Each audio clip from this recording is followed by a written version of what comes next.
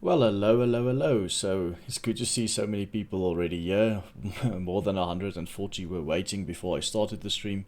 I'm not exactly sure how many people are actually on here at this moment. We'll check that out right now. Thank you for all the guys who waited for me. Sorry for being 2 minutes late. So let's start. The president's speech will start in exactly 28 minutes at 7 o'clock.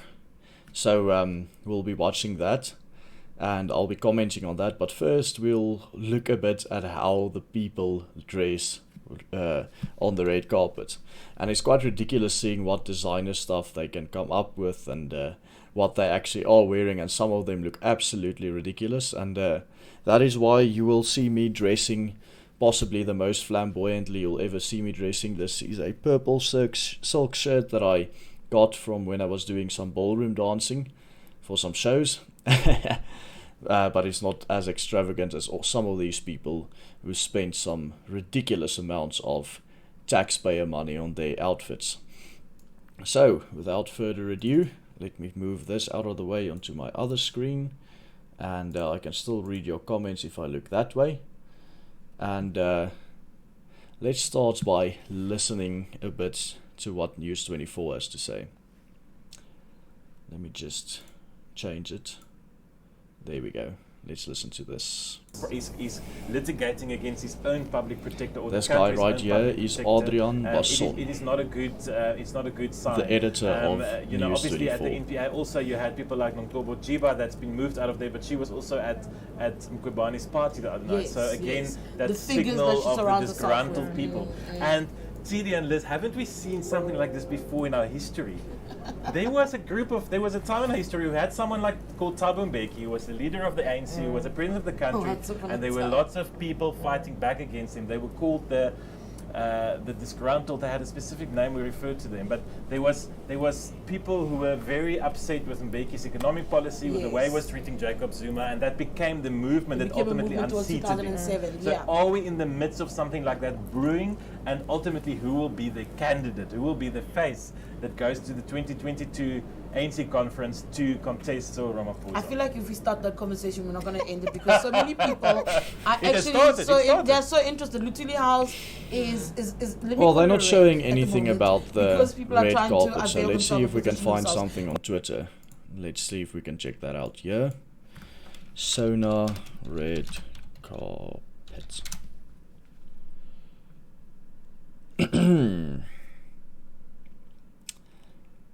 I have no idea who Ntando Duma is, but that's actually not a bad dress. Not as extravagant as some of the stuff we've seen here. Take a look at this. Honorable IFP President VF Hlabisa and IFP First Lady, I like how they call it First Lady, Mrs. T. Hlabisa, making a fashion statement. Take a look at how much too big his jacket is for him. I mean, he should just take it to some tailor and get it fitted for him. That looks a bit ridiculous. And why? Why can't you see his shirt? You're supposed to see a part of his shirt there. His sleeves are way too long.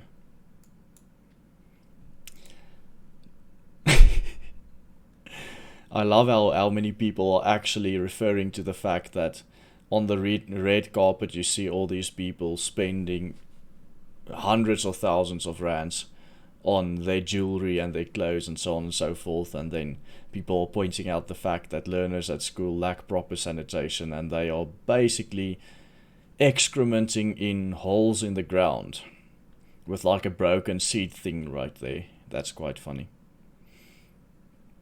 Parliament of RSA is probably where we will see quite a lot of other... Oh goodness, now I accidentally went out. Well, here we see some of the Vryheidsfront people. Ou Doc Groenewald met sy dik nek. He's also got a bit too long sleeves right here. Can't see any shirt. But just look how thick this guy's neck is, eh? He's such a Chad, such a manly man. And when he gets angry, you can see these veins in his neck popping out. I saw that in some parliamentary speeches. And the complete opposite of Dr. Groenewald, old Wouter Wessels. I have no idea who this dude is. Some guy from the Freedom Front. I also don't know who this guy is. Also some guy from the Freedom Front. Let's just search for SONA red carpet again. I just want to check out these. Oh, there we go. On the Jacaranda stream, we can actually watch the people walking there. Special delegates, those people who will form part of the 4 delegates who commute in and out of Cape Town. One of them will be the Premier or anybody assigned by the Premier to come and attend a session. Let's switch between this and looking at some photos that are already on Twitter. Leaders, viewers at home, we have the speakers making their Oh yes, I love it. I love it. Like all of these people, when they're walking on the red carpet, may they remember somewhere in South Africa, and then they have like this random picture of some kids somewhere. the Eastern Cape, and then follow the This guy is actually quite smart, you know. You can't see it right now on the screen. If I move it away like this, you can see it. Let's just take that away. He's actually not wearing his pants because he has to walk through the river. So he takes his pants off and then walks through the river. And then we have this dude right here, old Fikile, in his Arabian costume. He looks like some sheik from some Arabian company, like the United Arab Emirates or Saudi Arabia, with his Muslim-looking hat and his Muslim-looking thing that he wears right there. And then his wife or his girlfriend or whomever this is. That's quite normal, just like a normal sundress you'd see people wearing on the beach. Jy speel CSGO, ja Jock, I do. Where's Nazir? I also wonder where Nazir is. Maybe we'll see him today. More toilets. And old Mbeki Clele, always wearing his fedora. He always thinks he's like some kind of Al Capone figure.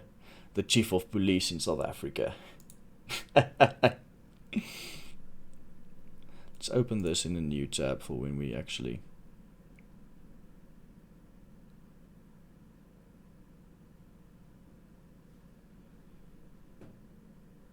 Alright.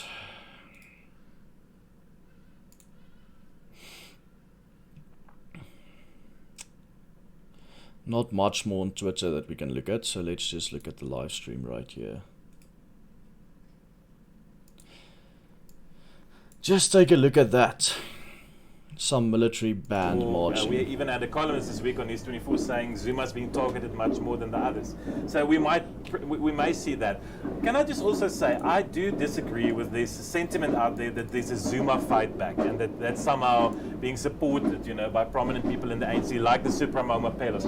I don't think we should overestimate that. I really think we shouldn't overestimate that. And that has been the failure and the weakness of the fight back campaign, is that they haven't had one central leader. I don't really want to listen to Adrian Basson. I can't see that. We can actually watch the footage here. There are some soldiers marching. I like how Germanic it all is.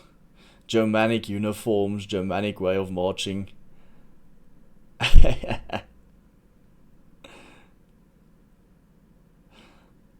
Those look like Audley Enfields. Let's see what Jacaranda. Oh, they also have the exact same thing here. The green dudes marching.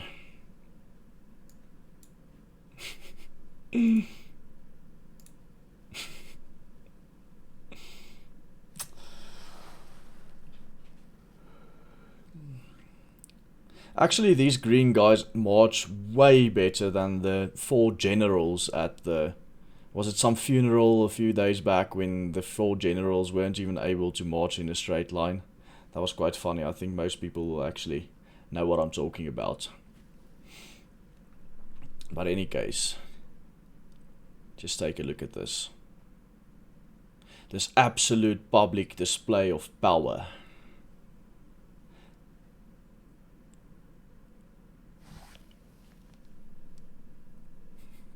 The Imperial Green Guard. Marching with their old Lee Enfields with the bayonets and everything. The colonial army, says Yakat, yeah.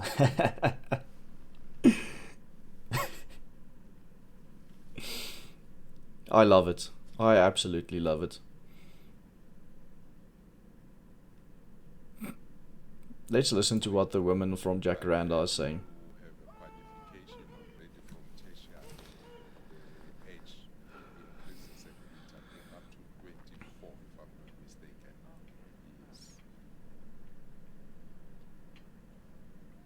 Now this is quite boring. Let's see if we can find some more photos. There we go. South African government news. Some very, very low quality photos right here. Here's Deputy President Kgalema Motlanthe. Him and his wife, Chief Justice Mogoeng.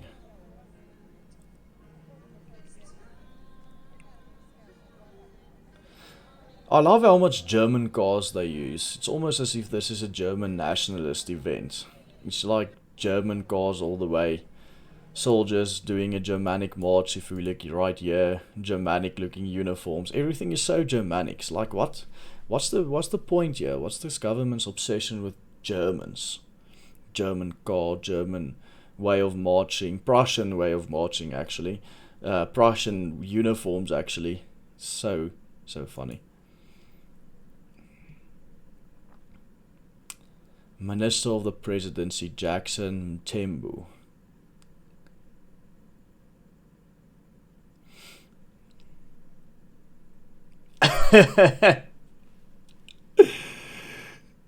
Stella rated, whomever this is, let's see. Stella Ndabeni Abrams, Minister of Communications of South Africa for the African National Communist, says she looks forward to hearing from the president when the cost of data will fall. Like, I love, how do these people think? So the government has to go into the free market and it must go to some service provider and tell that service provider what price they must ask for their services. Like, where in the world do you get this? Well, obviously you get it in every single socialist, hard socialist, communist country out there, but I just love how this harsh socialism, where you actually go to a service provider and you force a certain price on them, which is like price fixing, like reverse price fixing, because it comes from the government. And this is such a socialist thing, but for us South Africans, this is so normal. The government must just get us lower prices for data. The government must get us jobs. Why must the government get you jobs? The government must maybe create an economy or create a suitable circumstances for the economy to grow so that there will be jobs, but they are actually doing their best to do the exact opposite of that. Public Protector Bosisiwe Mqwebane, I want the president to tell us he has done with regards to the promises he made last year, especially with issues related to crime, basic provision of services and education. Well, this is a bit better, I can actually say. Especially the crime one. When's the president going to do something about any of the crime in South Africa? We've got almost 60 murders a day in a country of just under 60 million people. This is spectacularly high. We are the rape capital of the world. Why are we not doing anything about it? But we have a police force, but the police force is doing the exact opposite of fighting crime in South Africa. Well, this is quite long ago.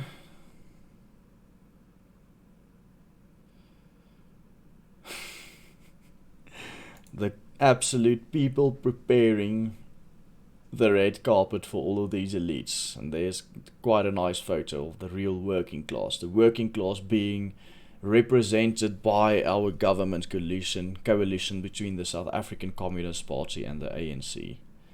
Wonderful.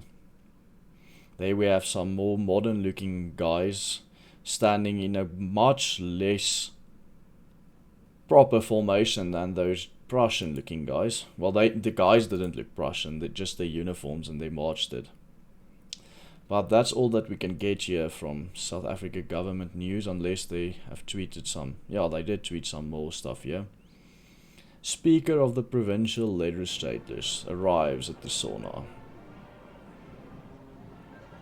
Well, they walked there. They weren't dropped there in some very expensive German car. They probably drove a very expensive German car there, but they just parked outside. They were not important enough to drive to the gate, so they had to park outside and walk to the gate. Premiers from all the provinces. There's your premiers from all the provinces. And there's the grey white guy with the grey hair. Do you guys remember Herman Pretorius from the IRR? He actually wrote a piece in which he said this guy needs to be the next president of South Africa, and this guy needs to be the next leader of the DA. And then he said his reason was precisely because this guy was a white male. Now, everyone knew the context of that article was that he said that it shouldn't matter at all what race or what gender you are, the best man for the job should be selected. And then he was absolutely fried for that article because everyone willingly misinterpreted it. But I think anyone with half a brain would know that it will be misinterpreted. And with that, he probably killed old Alan Wynn's chances of ever be the leader of the DA, just because of the negative association with Herman Pretorius. That is exceptionally funny. Let's take a look here. This is the Jacaranda stream, News 24 stream. Which one do you guys want to watch? Jacaranda or News 24? Let's listen to what this general has to say. Oh. Okay. Can you guys hear him? If you're wearing that, next to the state of the nation address. No, for dysfunctions, we have to wear ceremonial because it's a ceremonial function. Or for dysfunctions, we have to wear ceremonial. What other ceremonial events do you have, or do you support as the SANDF? What ceremonial events do you support? Reception of heads of state when the president of the republic has to receive another head of state from another country. When there is a state funeral, yeah. Without being rude, Major, can we just pause? That is the motorcade of the president, meaning they are making their way to the precinct of parliament, of which the president will be welcomed outside the Africa House. Yeah, I know this is very, very soft, but it's just a Jacaranda stream that's very soft. I can't change it. They are just streaming it very soft. No, that one will be strictly for security reasons. Did you guys hear that? What's the role of the helicopters here? Is this also ceremonial? And isn't he's like, no, that one is strictly for security reasons. These are some of the streets. This is the foreshore streets, but unfortunately, I can't recall the name. That means that the president is driving along the foreshore, making his way to the.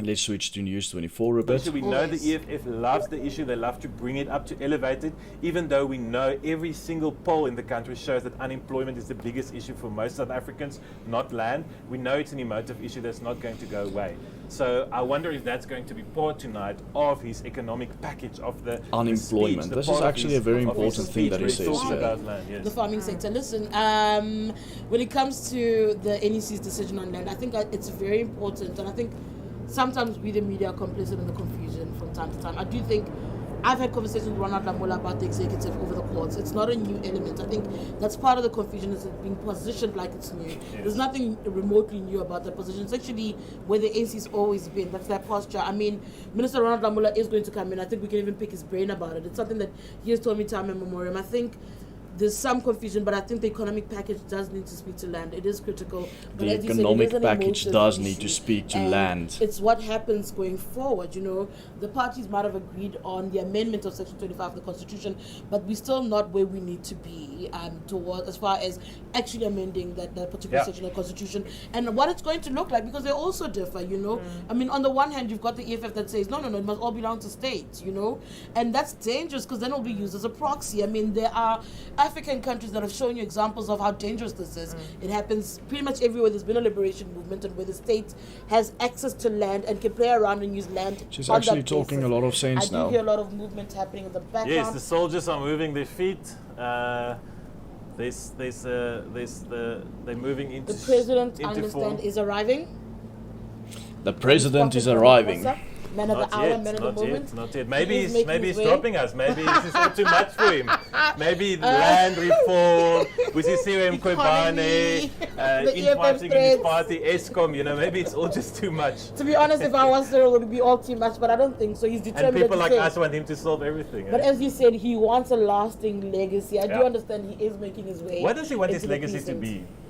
Cyril's always wanted to be president. I don't think he thought well enough about what it means to be president, and this is what it is. I think, as we all know, he's wanted to be president for the longest time. And he just wanted to be called Mr. President, and I think his failure was Drag understanding Mark that. Mark This is saying me. she's I going disagree. to I eat think the he knew land. exactly That's quite what it funny. meant to be a president, but I think the cards he's been dealt. The fact that he came after this No. this Look, crippling of South Africa, he didn't expect that. I mean, I don't Their think old he didn't anticipate Ramaphosa that he'd is come arriving. straight after Zuma He was come- right there. Zuma He was come right to there. fix But he was everything. right there. Liz, he was right there. Remember, guys, remember the lyrics of Tumamina, I want to be there when the people turn it around. So Well, how turning it far around are is we? not a walk in And the the president past. is walking in. As he I'm is just going to switch the sound off because they're irritating me now. But there we see President Ramaphosa. The absolute flamboyance, all the money, all the generals standing there, walking with him. One would almost assume that this is a functioning country if one looks at the state of the nation. And I'm pretty sure if you listen to the State of the Nation address like we are going to do tonight, hopefully in 5 minutes if they are on schedule, then one would also think that this country is well functioning. Let's see what he says here. But the procession is there. I they know, are walking we're not there. listening to As what you he can hear says, now, we're I think the listening to helicopter's what noise has subsided as the Miss president Madia is from News 24 is saying. There will be a 21 gun salute. We will be crossing you over.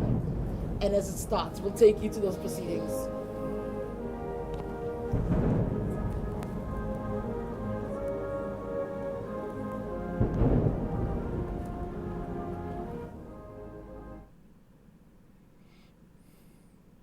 I love how bad News 24's audio is.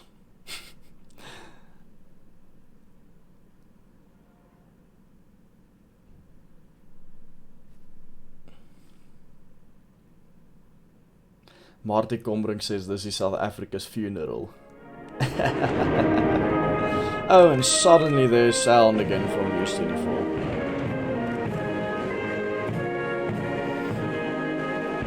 It's quite funny, we are actually now listening to the national anthem and everyone's always complaining about how the African part of the anthem is always sang so softly at rugby games. And listen here.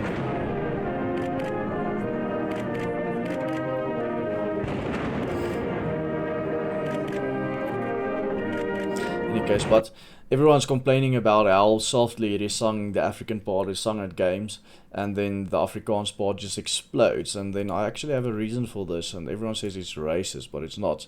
Take a look at this. Itsy, Bitsy, Spider. And you'll see why the black or the African part is actually so soft, because the Afrikaans part is a majestic song. It was written to be majestic. Maestoso is the musical term for it. And then if you listen to what the South African national anthem is based on, is actually based on a 200-year-old nursery rhyme, English-British nursery rhyme. Listen to this. Listen, yeah. Itsy bitsy spider went up the water spout. Down came the rain and washed the spider out. Let's sing it along with it. You'll hear that national anthem, yeah. Itsy bitsy spider went up the water spout. Down came the rain and washed the sky out. But in any case, we're not the only we're not the only African national anthem that took the melody of Itsy Bitsy Spider for our national anthem. I think Tanzania also has it.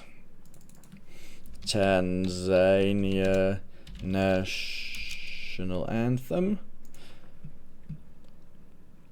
Listen to this. I think it's the same. We'll hear right now. When's it gonna start now?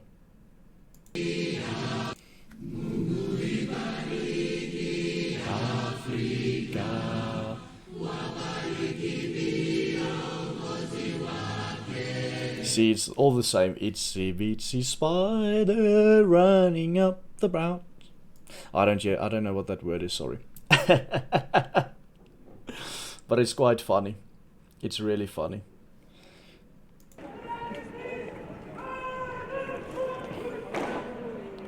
Let's see what the EFF is planning here. We've already got some women there making some weird movements while shouting. Oh, this is actually part of the ceremony. I love the sound of the trombones and the tuba and the timpani. So African. Like a tuba. A tuba is such an African instrument.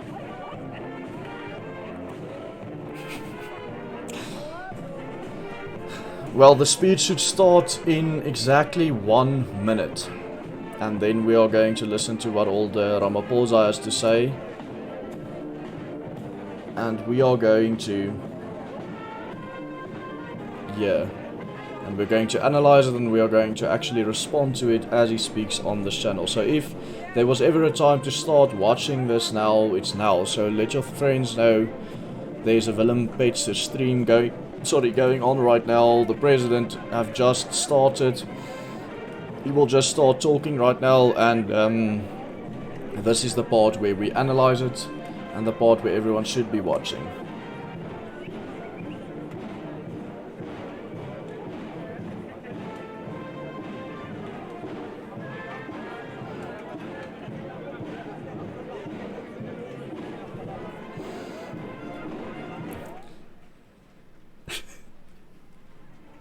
I love how old Malema's voice is muted on the video. It's not that I muted him.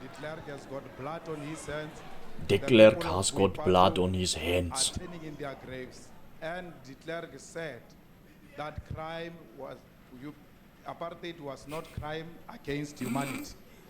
It's an unrepentant apologist of apartheid who is not willing to accept that apartheid was crime against humanity.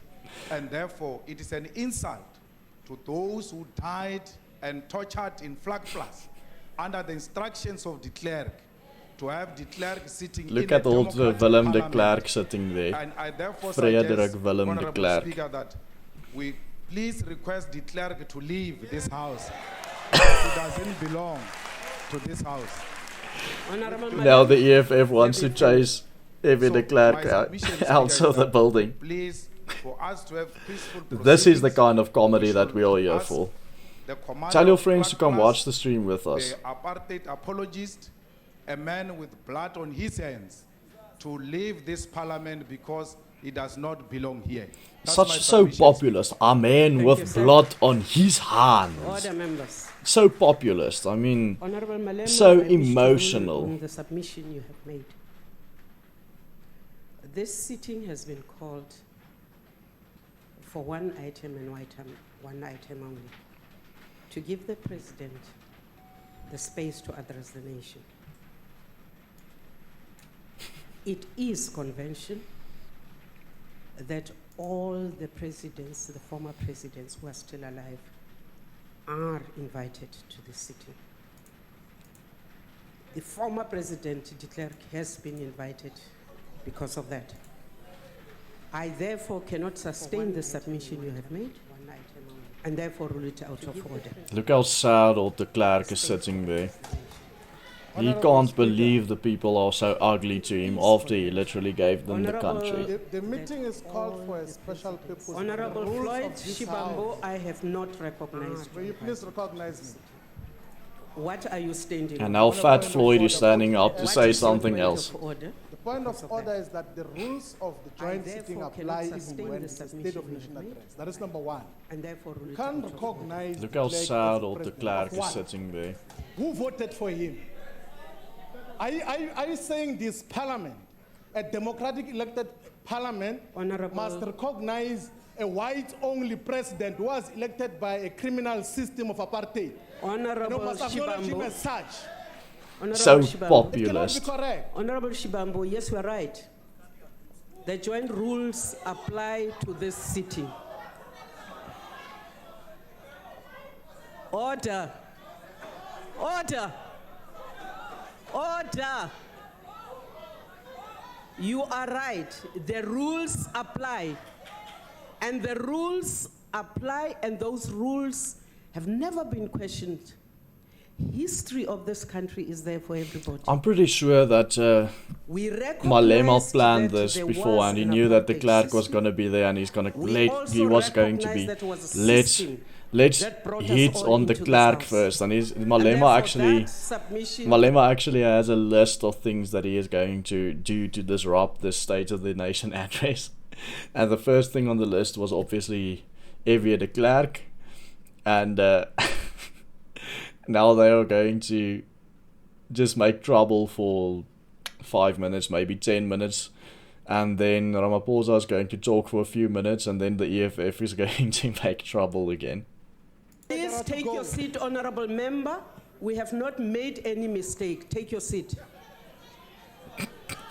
Honorable Speaker, you What are an talking absolute about history. circus. What I'm telling you is not history. Honorable The clerk Malema, had I an did not interview. recognize you. Please take your seat. The clerk had interview last week. Honorable Malema, I and did said not apartheid was recognize you. not Please wrong. take your seat. On a point of order, Speaker. What is your point of order? Speaker, you just said yourself that it was apartheid. Who presided over apartheid? De Klerk. And just last week, he said apartheid was not crime against humanity. So we were humans enough to be killed by apartheid system, and the person who presided over that system must come and be seated here Honorable with us Mente. after killing our forefathers, Honorable Mente. after killing our brothers and masters Honorable and sisters. Mente, please take your seat.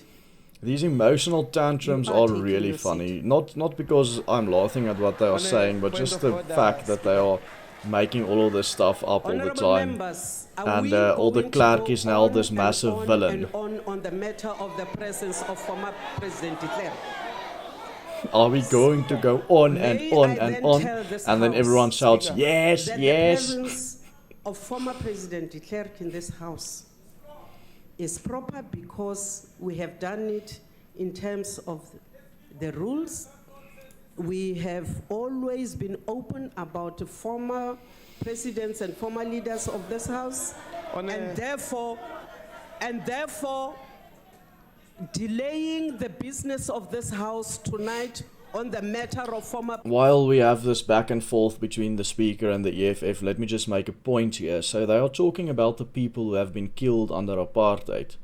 And what is very significant and what we must never ever forget, and this is a serious matter when we talk about apartheid and the people or the struggle, people who were part of the struggle who were killed, let's never forget that of them, over 20,000 were killed by the ANC in their so-called People's War. The ANC actually tortured and burnt people in necklaces, tortured them to death in order to gain support through fear for the ANC. If you look at the actual people who were killed by the apartheid government over the course of the apartheid system in South Africa, which ran from 1948 to 1990, a 42-year period, we see that number is exactly 512. And what I'm quoting here is the Truth and Reconciliation Commission's actual number. That number was 512 people were killed by the apartheid government, or so they said. the Truth and Reconciliation Commission, while the other tens of thousands of people who were killed in the Communist People's War, which was an ideological war that they learned from Chairman Mao in China, and they just applied it here. So it's quite funny how they now try to spin all of this on the clerk, and by all means I am no fan of F.W. de Klerk at all, but still, it's quite funny how they spin it on him, the guy who ended everything. It is not on the point of the former president of this country. I am not going to go on and on the matter of former President de Klerk. Speaker, I'm willing to accept that the ANC is defending de Klerk in this house. And South Africans should see the ANC for what it is. It defended de Klerk. They are clapping hands for de Klerk in defense of a murderer. De Klerk remains a murderer. This is where we see the actual politics being played here. Everyone can see that this is the ANC recognizing de Klerk and clapping hands for a murderer, and this is the political game that they play so that they can gain votes from people with questionable levels of intelligence. Let's listen to what Corné Mulder has to say here. Order! Now they try to shout or run Corné down. Order! Honourable Speaker. Order! Honourable members of the EFF, you will respect anybody who's on the floor of this house. Honourable Speaker, I know you will respect any speaker who is on the floor of this house, because when you stood, people allowed you to say your piece. Honourable Mulder, please continue. Yes, thank you, ma'am. Honourable Speaker, we should just be technically and legally and constitutionally correct and should deal with the real facts. What the honourable members of the EFF don't know, it seems, is that in 1994 there was an election where all South Africans participated, South Africans, and in that election, Mr. de Klerk was elected one of the deputy presidents of South Africa. And he served. You are protect, Honourable Mulder. He served as a member of parliament after 1994 as a deputy president of South Africa. So the president that you have said is the correct one, and I suggest that we proceed with the business of the House. The Honourable Buthelezi. Old Buthelezi, let's listen to what he has to say now. Honourable Speaker, Honourable Chairperson of the National House of Provinces, Your Excellency, our President, Honourable Members, I was wondering, Honourable Speaker, whether we can have our say, and the only way we can have our say... Look at Wouter Wessels there. So that all of us he's probably playing Candy Crush on his cell phone there. His feet on his desk, playing Candy Crush on his phone. We all want to have a say on the matter. It's either Candy Crush or it's like Clash of Clans or something. I want to second the motion that... It's probably Clash of Clans because he plays on his phone and then he looks away and then he plays again. Or it can also be Candy Crush. Let's do a poll in the chat to keep the chat alive here. If you think Wouter Wessels is playing Candy Crush there on his cell phone, vote 1. If you think he's playing Clash of Clans, vote 2. If you think he's playing something entirely else, vote 3 in the chat. Honourable members, I had made a ruling on the matter. I made a ruling on the matter. I said that any hand that comes up is not going to be speaking again on Honourable de Klerk. So I do not know what we will be voting about. I made a ruling on this matter. Honourable Speaker, I'm standing in terms of joint rules of... It looks like we're never going to get to Cyril Ramaphosa's speech, which was supposed to happen 11 minutes ago because the EFF wants to chase the clerk out first. And motions can be raised in a joint sitting. So let us vote on whether the clerk stays here or not. It's as simple as that. Thank you. Can I take you back to the rules, the joint rules? Oh my goodness. Nicholas Weber Rule says Wouter Wessels is 13.2. on Tinder, he's swiping left and right there. Says no vote He's watching the South or African rand decision falling, says Gustav may be Stroewe. taken by or in a joint sitting. I made a ruling on that matter. That matter is closed.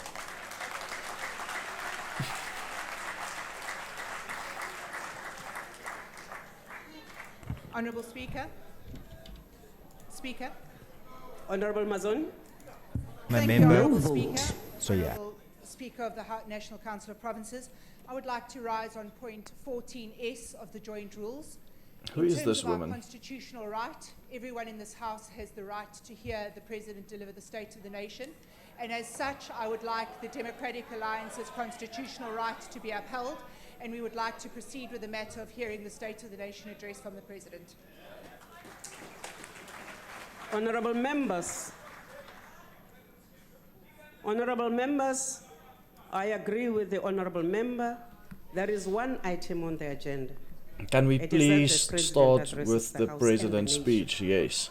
Thank you. Can we proceed with the business of this House? So then we can actually The honourable listen to what he has to Abuse say, and then number we 5. can actually do what Can we this video proceed was with the supposed to business do. of this House? And this video was supposed Thank you.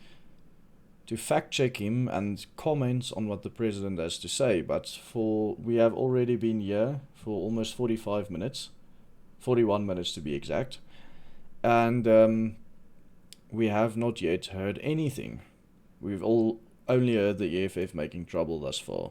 Of the National Assembly and the National Council of Provinces in terms of Section 84(2)(d) of the Constitution of the Republic of South Africa, read with Joint Rule 7.1a in order to let the President deliver his State of the Nation address to Parliament. I shall now call upon the President to address the joint sitting. He's already got a standing ovation from the ANC before he even said anything.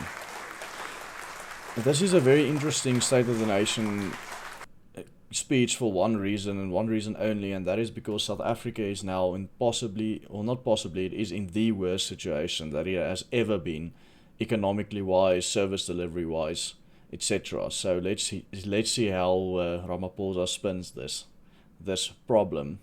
Limudise, Chairperson of the National Council of point of order, Provinces. Speaker. Just as we start, there's On the point already of order, someone Speaker. who wants to make trouble. What's the point of order? Can the President please sit down? I'm following the rules, What's Speaker. the point of order? Can we follow the rules? What's the point of order? Can we follow the rules? According to Rule 14C, read alongside 14S. If you read them now, you will realize that President must sit down before I raise the point of order. Please sit down, President. We're going to help you run this parliament. Sit down, President. Follow the rules. We're going to help you. Oh, I love how the EFF is trying to. Sit down. Can you find out what is the point of order? Look at Cyril point of order, Ramaphosa. Speaker. He just bows down to the EFF and he sits down. With Thank you millions very of much, South Africans Tian de watching Gonker, us, for the 21 Rand super when they chat. know Much that appreciated. they are in darkness because of one man. You haven't who has said made sure anything, that but our if anyone gives a super chat, entities then I will are read in a it state of on this collapse. channel. That's the rules. Today, What is the ESCOM point of cannot keep order? light in our houses. Point of order. Today, we cannot fly to Durban because there is a minister who's making sure that SAA is dysfunctional. Point of order. Today, we sit here with a minister that is working for white monopoly capital, making sure that the state-owned entities go to his friends. Point of order. We call out of for an order. adjournment. Point of That order. the president must go outside and make sure that he makes an announcement to the nation. and Honourable country member, can you please sit that down? Pravin Gordhan is no longer a Point of minister order. of this country. We cannot sit with him. We want to sit with Pravin Gordhan, not here. Pravin Gordhan must go. Pravin Point of Gordhan must order. go, please. Remember when I said that the EFF made their list of disruptions? The first one was the clerk, the second one was Pravin Gordhan, who is apparently killing state-owned enterprises because they want it to be sold off at minimum prices to white monopoly capitalists. This is the level of conspiracy theories that we see in Parliament right now. I think probably everyone in the ANC is just running these SEOs or state-owned enterprises into the ground because they have absolutely no idea how to run them, and they deploy people who are politically connected, who do not have the intelligence or the skills or the experience to run any of these things, and that is the only reason why these state-owned enterprises are being run into the ground. But of course the EFF will come with their ridiculous conspiracy theory. And ask all of you to cooperate and proceed with business of the day. I will therefore, without any waste of time, request the President to proceed. 20 minutes late. Point of order. Just Madam as... Speaker. I'm rising on a point of order. What's your point of order, Mengwenye?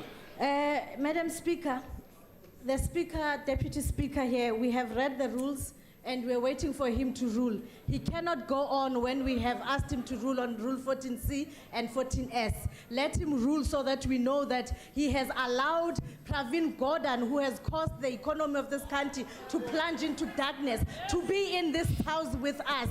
Pravin Gordhan was the guy who caused this country's economy to plunge into darkness. Can you believe this? Now it's being blamed on this guy. This guy you can see right here is the reason why the economy is plummeting, why the rand is falling, why this country is turning into an absolute third world mess. The blame game is just really, really funny to me. Transgression, which all of you have not proven, of a joint rule or an accepted parliament. Buffalo Bartlett, Jason Bartlett gave a super chat of $10. He says, "Thank you, Willem, for working so hard to expose these pagans. It takes a lot to sit down and watch this horror show of shame. God heal South Africa." Yeah, it takes a lot, actually. It's on one side, it's quite a bit of comedy to watch these people act like absolute fools. And then on the other side, it's actually... really sad to see this, because this, not Pravin Gordhan like the EFF is now claiming, but this whole situation that we are in, this whole fact that we have got a bunch of absolute ignorant people with absolute no respect for anything, people who have no skills at running this country, and that is the reason why South Africa is falling in a freefall spiral. And but as Dr. Flip Buys from the Solidarity Movement said, that South Africa is burning, but that is not necessarily a bad thing for the Afrikaner, because what he's trying to say there is, because the fact that South Africa is really in free fall and being absolutely destroyed by these people, it is the chance that the Afrikaner has to gain sovereignty again. So let's look at the circus again, see how they are disrupting each other again. Gives every member of this house the right. Tyrant Resso says, the joke is on us, they are our leaders. You want to raise the issue of a minister during the State of the Nation address. This is not the platform. You want to raise a question to the president. The president, both houses, the dates for you to address that question, not a joint sitting. This house does not, honorable Speaker. Honorable member, take your seat. I have not finished my ruling. Take your seat. Please recognize me. Please take your seat. The joint sitting is not the platform to address how the president appoints or dismisses members of cabinet, because you do not have the powers to do so. You have the right to ask questions during question times and at any other time. The National Council of Provinces has the right to do the same. Mobocracy. This is a prime example. So that is a very, very good comment. Proceed with the business of the day. No, honorable members, I do not think we want to take any other further point of order, because you really are eating into the time of us to continue with the business of today. Speaker. Madam If you Speaker. address me, you're addressing me on a different point of order, not this one. I rise on a point of order. You say there is no transgression committed here. Here sits a man who has misled the president and the entire nation. And if Honorable member, take your seat. If the president cannot reign over him. Honorable member, take your seat. That's not a point of order. That matter we have dealt with. We have directed you how you will deal with that point of order, unless you were not listening to us when we were speaking to you. Speaker, you Point of order. I'm just sitting a little bit back. Maybe I should. Speaker, you promised to recognize me, and I respected you and I sat Honorable down. Sope, I had actually not, but I will give you the floor now. Thank you. Sorry, guys. Speaker, I'm just going to we are move this a proposing bit. that please adjourn the just sat House in down. order for the I can't President sit to up fire straight for Pravin. all of this. You'll have a peaceful SONA. Please adjourn the House in order for President Ramaphosa to fire. Please take your seat. Please take your seat. Honorable members, Point of order. don't do Honorable this. Speaker. Honorable Speaker. What's your point of order? No, it's not a point of order, Honorable Speaker. I just want to address you for a minute. Look at this guy.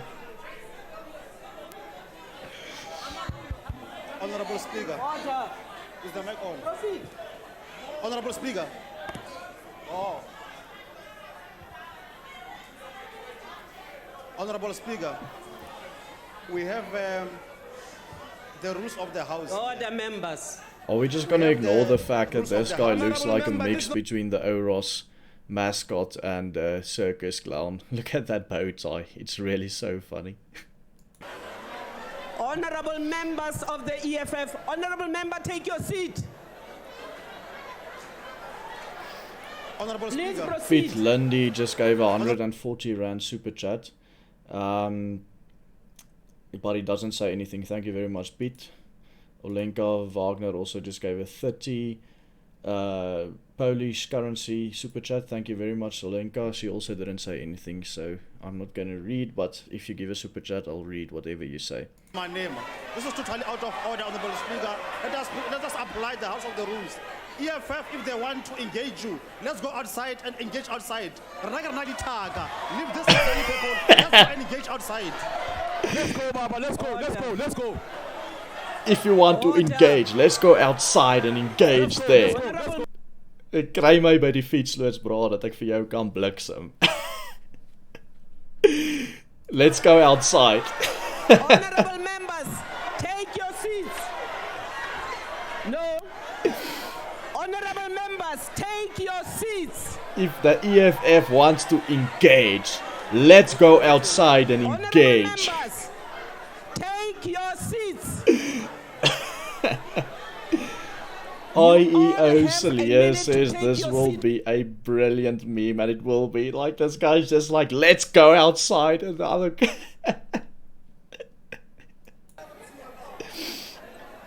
kry jou agter die paviljoen sê Jacques Friedel.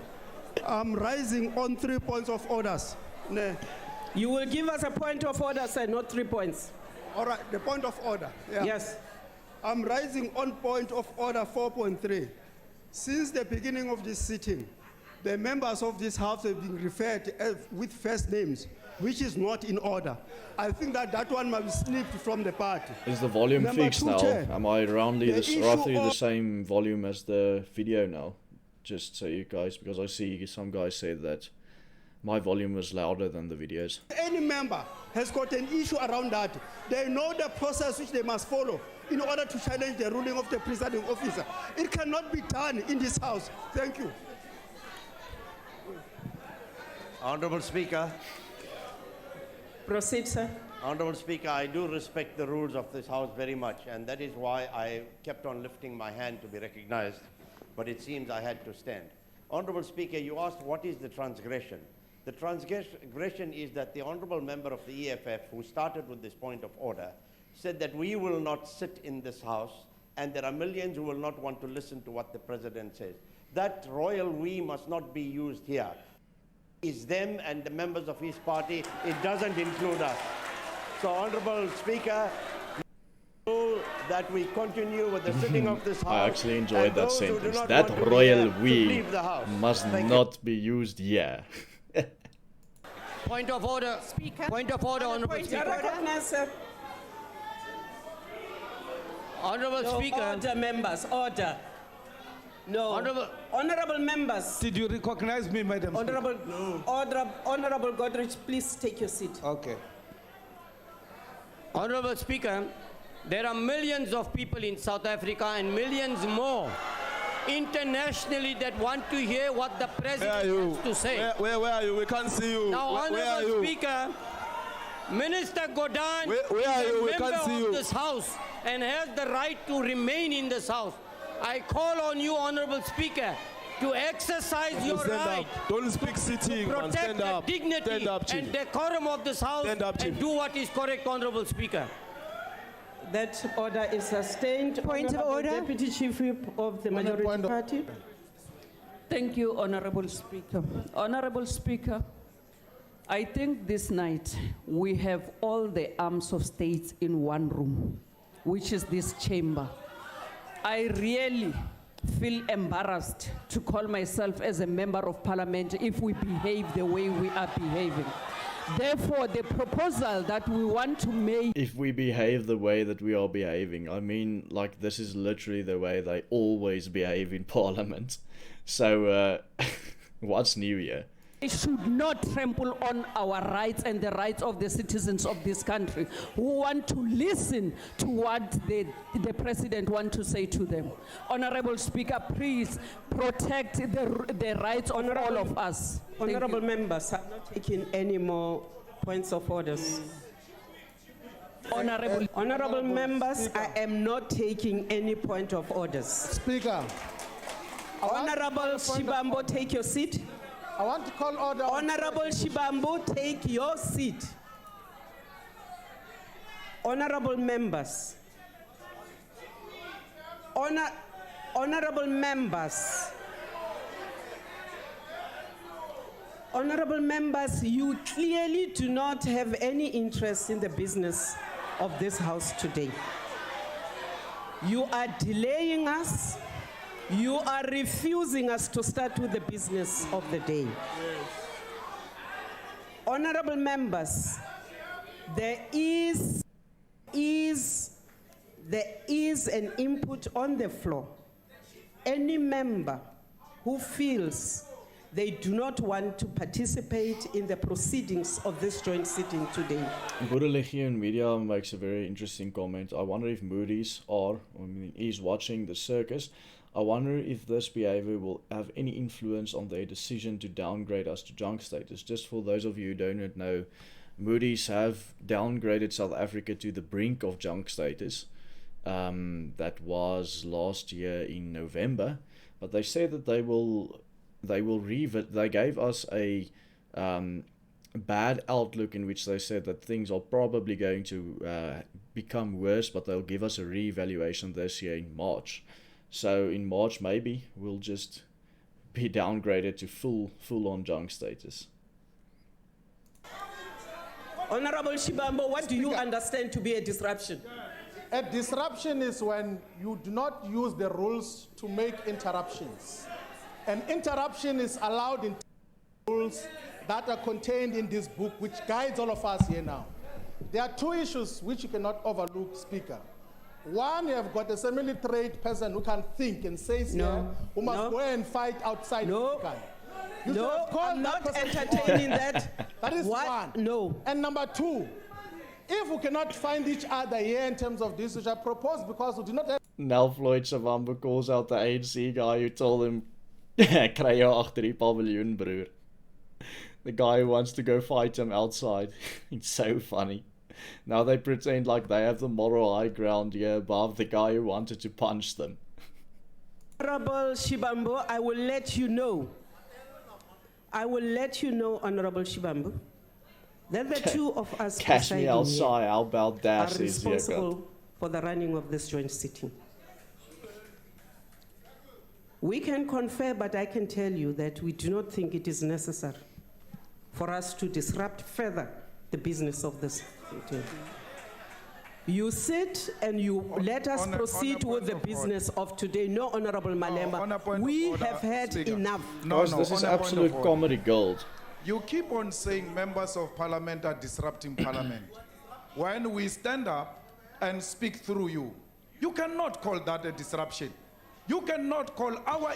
This is absolute comedy gold, guys. To think that these guys, every single guy sitting there, is getting a salary of more than 100,000 rands per month. Yeah. But in any case, be sure to let your friends know if they want to watch it here. They shouldn't watch it on News 24 stream. They should watch it on the Willem Petzer channel, and here we actually have jokes and we have analysis which should come when Cyril Ramaphosa starts talking, but we've been streaming for an hour now, and we haven't seen a single word from Cyril Ramaphosa to actually get into. I don't know if we are going to ever get into his speech. But yeah, hopefully we do get into his speech, and then we can analyze it, and then we can fact check whatever he has to say and whatever his excuses are for this country, which is in free fall and falling down to the rocks at this moment. Respect what we say from the chair. When you think that you have unlimited freedom of speech to take away the rights of other members, that constitutes a disruption of the business of today. And therefore, we cannot allow this to go any further. No, we're not taking any further points of orders. We are not. We are not taking any points of orders. We are not taking any points of... Speaker. Please take your seat. No, but you must guide us through the rules. Please take your seat. Please take your seat. Guide us through the rules. Which rules are you quoting? I am saying please take your seat. But guide us through the rules. You are not your king. If you do not wish to take your seat, sir, please leave this house.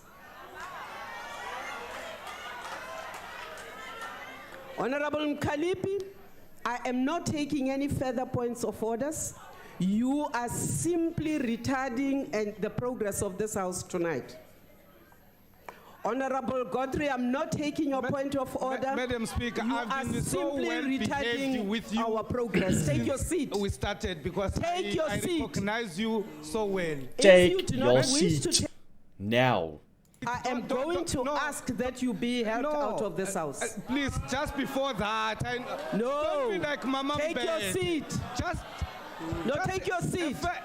No, honorable Madam members, Speaker. you cannot come here and take away the rights of the rest of this house. This one has because you taken think the rights it's of within our your rights. people to have lights and to Honorable fly to Godfrey, Durban. I will not have this one. I will not have dialogue with you. Take your seat. This one. Take your seat. But Madam Speaker, Take your there is seat. a transgression. Take your seat. No, honorable members, I'm not taking any further points of orders. Allow us to proceed with Madam this Speaker, house. Madam this Speaker, business. what about the rights of the members of this house? Do they not have a right to raise points of orders and to speak freely in this Honorable house? Speaker. What about the rights of the people of South Africa who are now sitting in darkness? You are actually infringing on This the isn't rights even, of other this members isn't of even this. funny anymore. It's just sad how South Africa is in absolute shambles, and this is the reason why our country is in free fall. It's really not even funny anymore at all.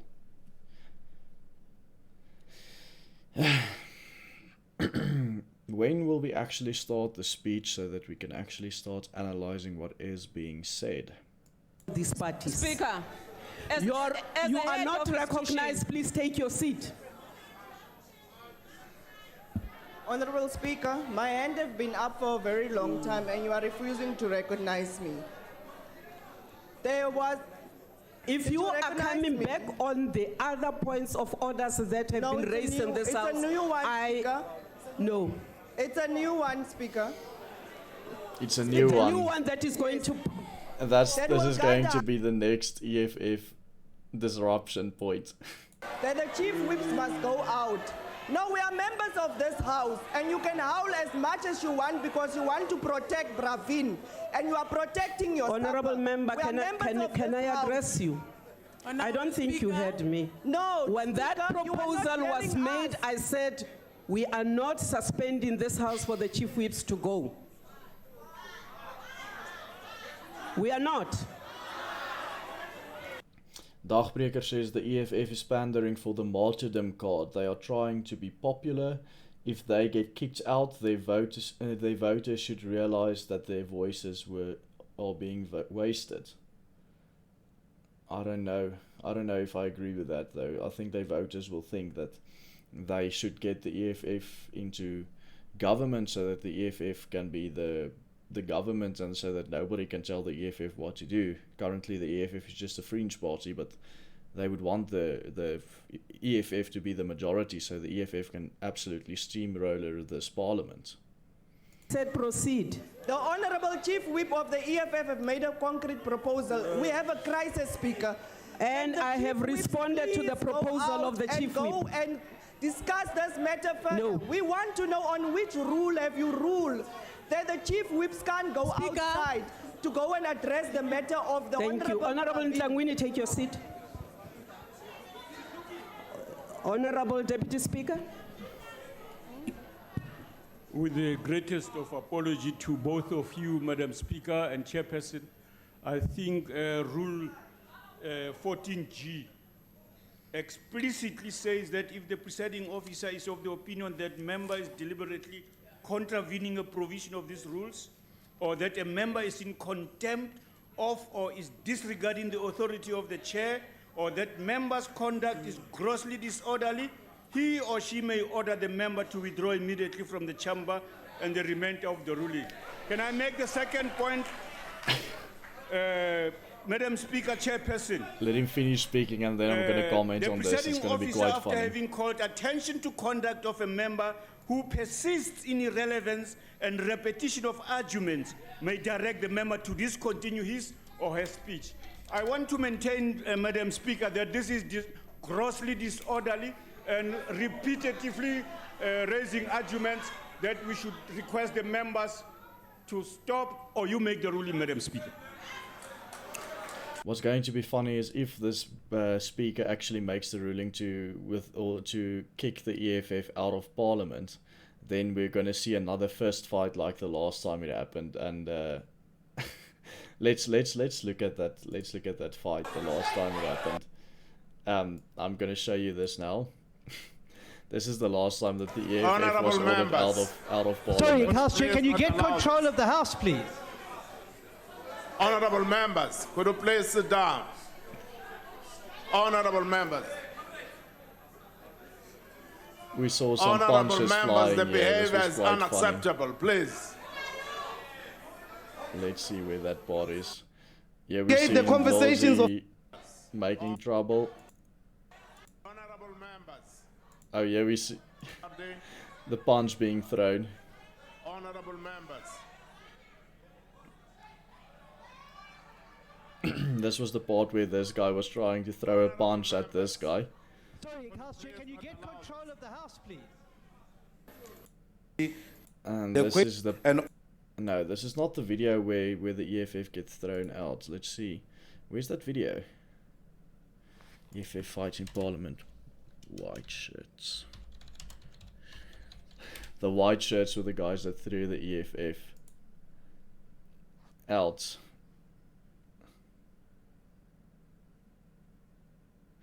This is the video that we were looking for.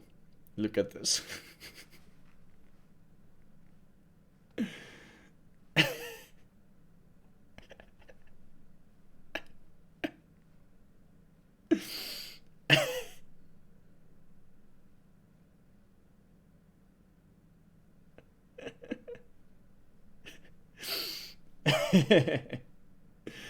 This is the kind of things that we will see if they throw the EFF out again. Shut up. Let's see if we can see that video again in another. People.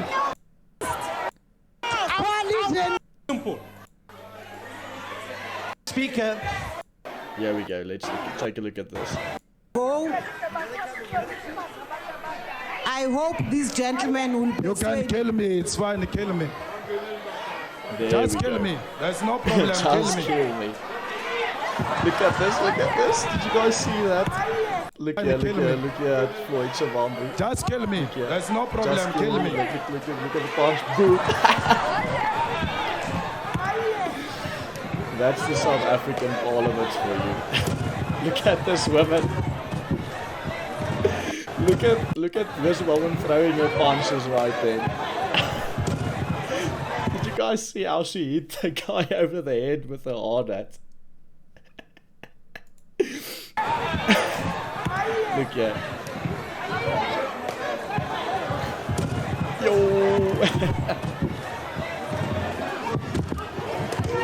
Look at that tackle. Take a look at this guy just coming over there, giving a spear tackle there to Ndlozi.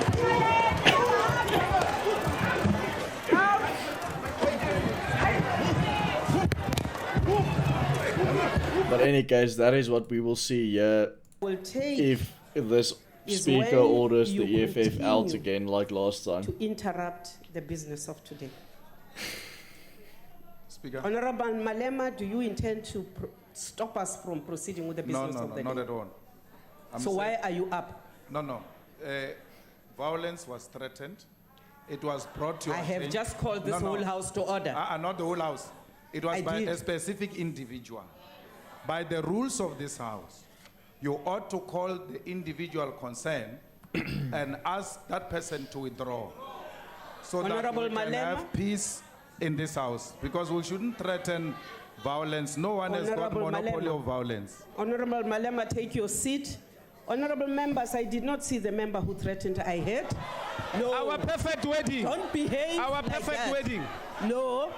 I heard a member saying any members should go out. I did not see. I'm not calling any member by name. I have made a ruling in this ask house him if that he no did member. actually threaten Honorable us. Gadi, take your seat or leave this house. Honorable Speaker, we can help you with the Member, take passage. your seat or please. We can help you to show you who No, threatened I violence. don't want your help. You take your seat now or leave in peace. No, I'm saying because you say you didn't. Take your seat now or leave. I'm helping. You take this seat, Honorable Mukwena, or leave. Honorable Mkalipi, if you stand, you are prepared to walk out. Yes. Yes. If you stand and continue with your spurious points of orders and eat away the time for this country to get the state of the nation, please walk out, or we shall assist you. You are volunteering to go the first? Byron Versveld gave a £2 super Honorable chat. Thank you, Byron. President, please proceed. Madam Speaker, with all due respect, Prince Buthelezi has had his hand up, respecting this house and people like he's had his hand up. But you've got people jumping like popcorn and being recognized. Honorable Buthelezi. Honorable Buthelezi. Honorable Speaker, I think I have a right to ask a question to you as the presiding officer. I would like to know, our judiciary is here. Unfortunately, we can't consult them. Purely on common sense, is it right that a minority can impose their will on the majority? Quite clearly. Would you shout at you when you're speaking? You are protected, Honorable Buthelezi. I really hope the international audience is watching this and they'll see what kind of a government South Africa has. Minority. The majority of us want to listen to the president. And I've been lifting my hand and people just jump up and speak. But because I respect you and I will not break the rules and do what as they do, you don't give me a chance just to say a simple thing. I want enlightenment for you as the presiding officer. Is it right that the minority should impose their will on the majority of us? Thank you, sir. Honorable Buthelezi, members of the House have the right to freedom of speech, but that freedom is not unlimited. It is subject to the rules of the House. It is subject to the provisions of the powers and privileges. So no member can impose their will on the rest of the members. Oh, Speaker. I did not recognize you. Please take your seat. No, take your seat. Unrecognize, please. Take your seat. Honorable members, I'm not going to recognize any hand. And any hand that... Sorry, Speaker. I will not recognize any hand. I will not recognize that hand. Speaker. Speaker, no Speaker, members, no. Speaker, siyafuna ukumamela upresident. Ngokuzithoba okukhulu. Kodwa angeke sikwazi ukumamela upresident. Now things are getting serious now that they are starting to pull the native languages. Sikwazi isizwe sonke sase-South Africa siyakhala siyalila ngenxa yakhe. Asingeke siyafuna ukumamela, siyafuna. Honorable Sonti. Honorable Sonti, please leave the house. There we go. Please leave the house. There we go. Because you are deliberately making sure that this house does not conclude its business. No, Speaker. No. You are not There we applying go. the rules. No. We should never. No, Honorable at any Malema, point- you will not this night abuse the No, rules. I'm calling you to order, Speaker. No. You will not abuse the rights of the majority of the members. Here we go. of this Call house. her to order. That's the first step you do. I did call all of you no, to you, order. You didn't. You called her name. You called her name once. You called her name once.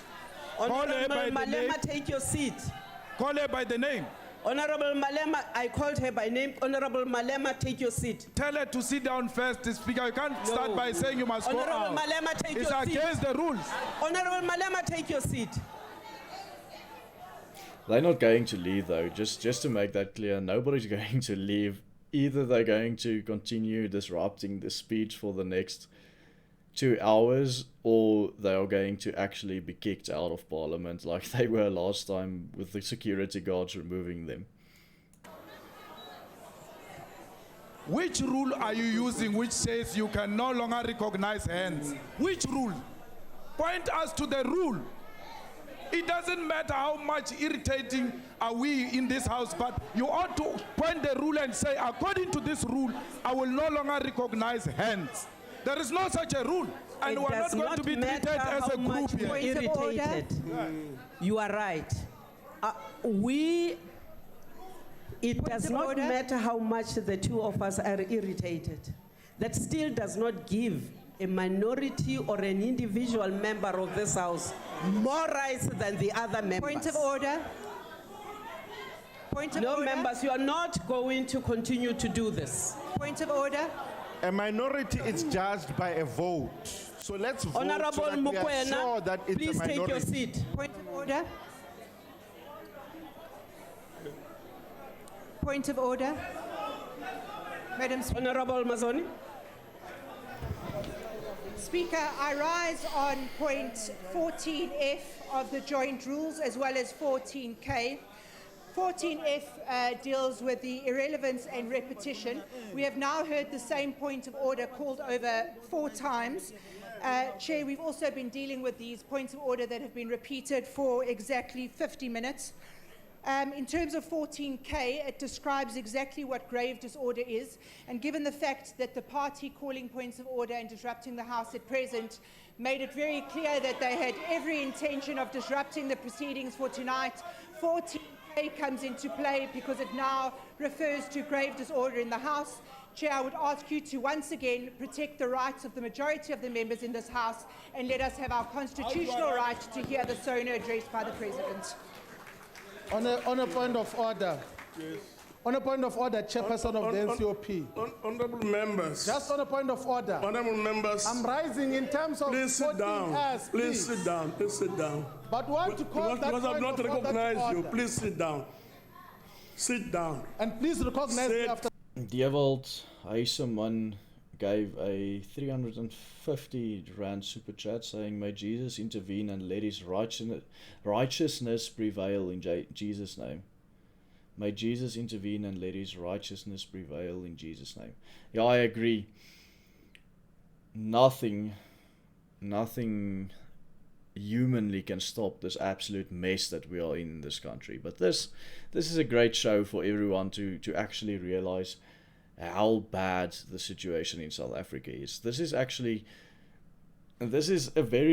the perfect metaphor for South Africa as a whole, for this country as a whole. Just look at the way that Parliament behaves, and then you'll see why and what is going on in South Africa. But it seems like old Cyril is going to start giving his speech now, so let's listen to his speech and analyze it and see what his excuses are for South Africa being in shambles. Oh no, looks like we are not going to look at Cyril's speech because Floyd Shivambu stood up and disrupted yet again. President. Can you see that? Speaker, I have already said. Can you please recognize us? I want us to work according to rules here. We are in Parliament. Honorable Malema. An activist Parliament. Honorable Malema, we've not been recognized. Please sit down. Can you recognize? Shally Ashurst gave 100 rands and says, "Get some popcorn, Willem." Recognition? Please. Yeah, I don't have any snacks or drinks at this Honorable moment. President. I should have got me some. Praambi? No, Praambi, you are making a mistake. You are making a mistake. Recognize me.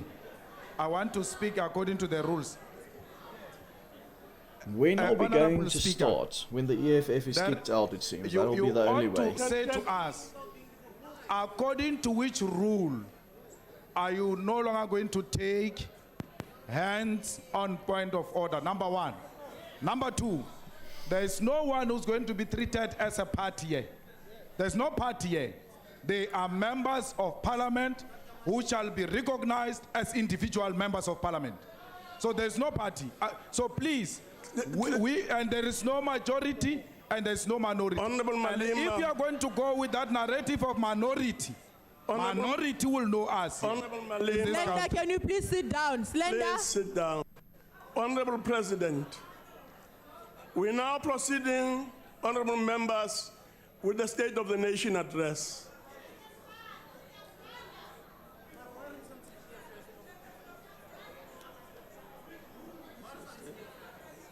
Speaker of the National Assembly.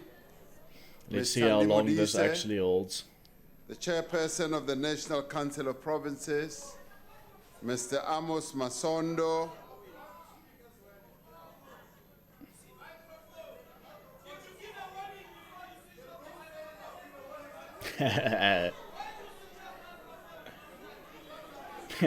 They switched off the EFF's microphones.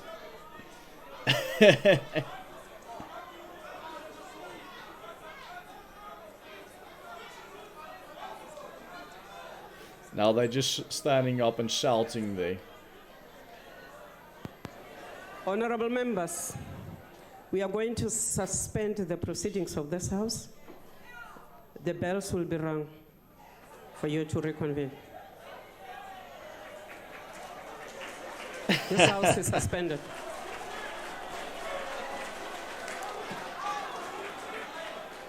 What an absolute joke. We haven't seen anything yet. Pravin must go, they're shouting. Pravin must go.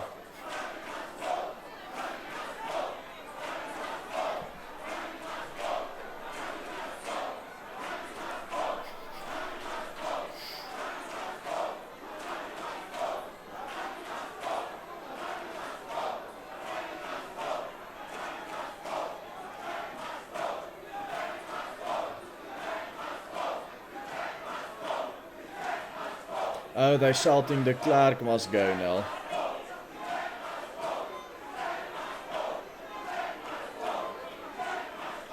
What an absolute joke. Alright guys, so now we don't have anything to look at.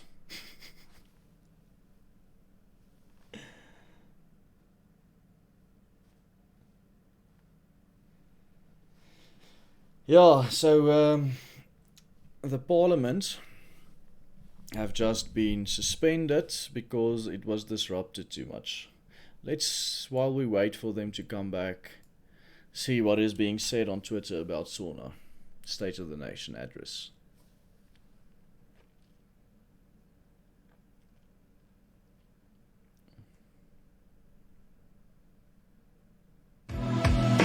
This is actually an absolute brilliant tweet. Let me just put off this sound. This is actually a brilliant tweet. If you miss the first 30 to 40 minutes of the State of the Nation, you miss the actual state of our nation. The rest is just blab. And that's it. That's very, very true. This, if you actually looked at what happened, you saw the actual state of this nation. Doesn't really matter what Ramaphosa says in his speech, because we already saw the state of the nation. Madam Speaker is saying South Africans are not proud of Parliament tonight with their acts, as if it's a new thing. So true.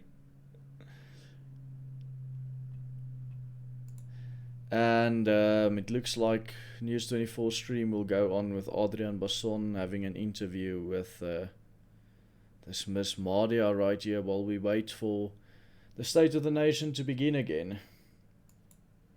But what an absolute joke. What an absolute joke. When are we going to hear the speech?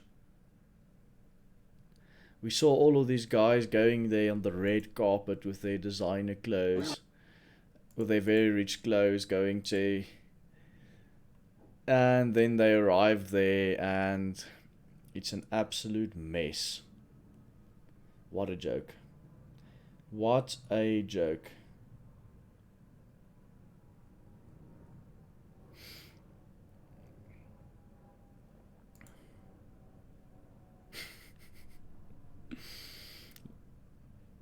See what the other streams are saying. I don't really want to listen to Adrian Basson right now. Adrian Basson is not at all one of the guys that I think have any insights on what's going on in South Africa.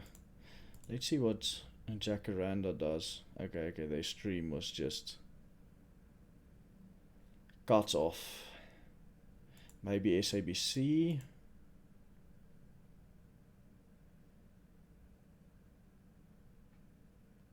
Oh yeah, it's the Parliament one. Let's see what this does. Yeah, let's look at the Parliament stream.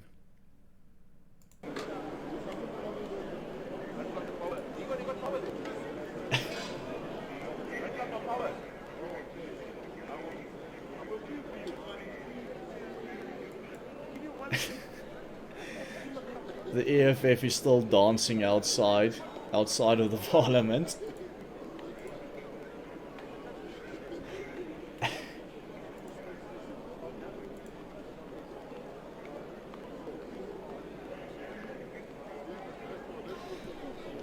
JCO Dev says Ramaphosa is going to do a private speech now. Maybe he is. Maybe we can actually watch that speech then, and then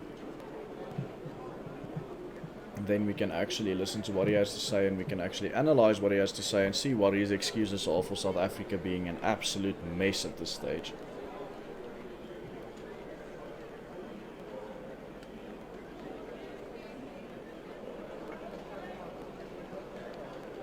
I just got a WhatsApp here from a good friend of mine saying he thinks that this whole disruption is good for the ANC. This is exactly what the ANC was, because there is absolutely nothing that Cyril Ramaphosa can say that is good. There is absolutely no good news to look at in the State of the Nation address. Like if you look at the State of the Nation by Donald Trump, he was speaking about unemployment rates being the lowest they ever were in more than 100 years. It talks about the economy growing faster than any other economy in the world, and how the economy and the growth of the economy is the best that it was in, I don't know, I think he said 70 years.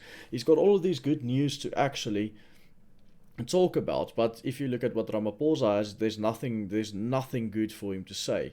There's no answer on why Eskom is going down. There's no answer on why the unemployment rate is rising. I mean, more than half of the people in this country is, or not more than half, but just under half of people in this country is unemployed. That's a broad unemployment spectrum at this moment. I think it sits at something like 45%.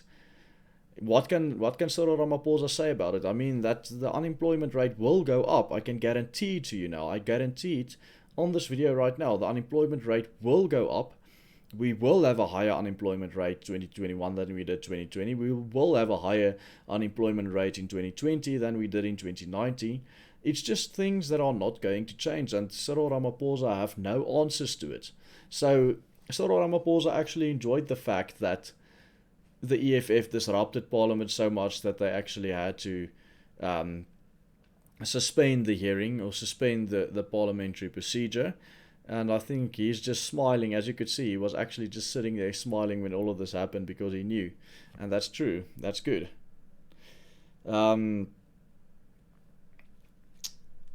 Let's see what else there is in the chat. If you want to talk to me, if you want a question answered, if you want to say something, then now's the time to actually say in the chat. If you really want me to say or to answer your question or to read what you have to say, then give a super chat, then I'll definitely get to it, because I read all the super chats.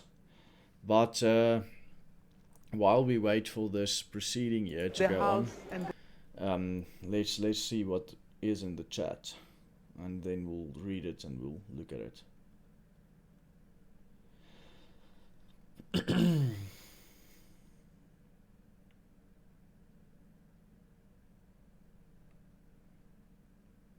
I don't see any questions yet in the chat. I'll keep on looking to see if there are any. Maybe I should switch screens so that I can actually work on the computer while we are waiting for the SONA to go on. Let's see what we hear. Willem, what do you think Lana Marx is going to say tomorrow? That's actually quite funny. Lana Marx tweeted out how privileged and how excited she is for this great State of the Nation address that she was going to go to.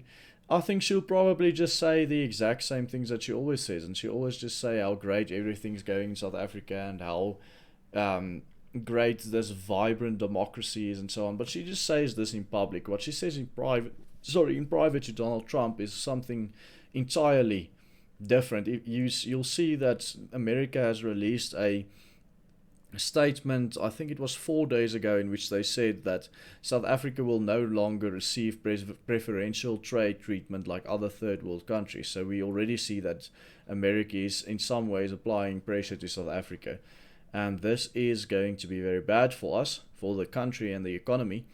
But maybe it's not that bad when the absolute diminish of South Africa is accelerated, because maybe the moment that South Africa has hit rock bottom, we can build something new here and we can start over.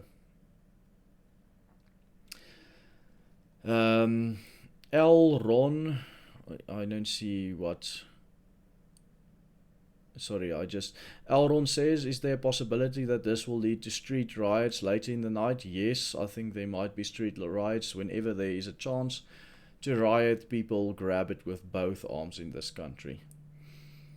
Alright, Andre Grobler gave a 14 Rand super chat saying there ain't no fixing stupid, period.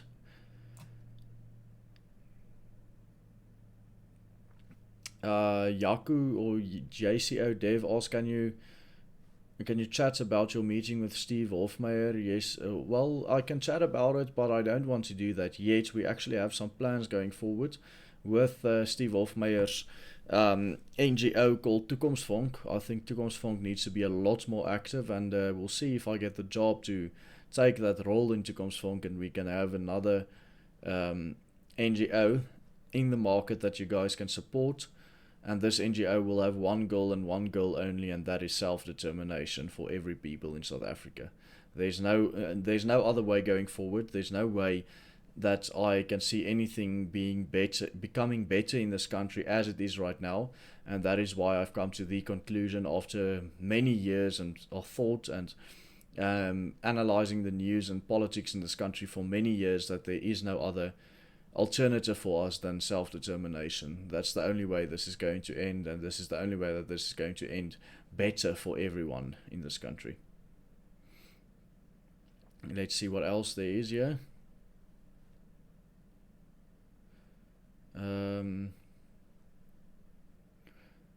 Is it over? No, it's not over.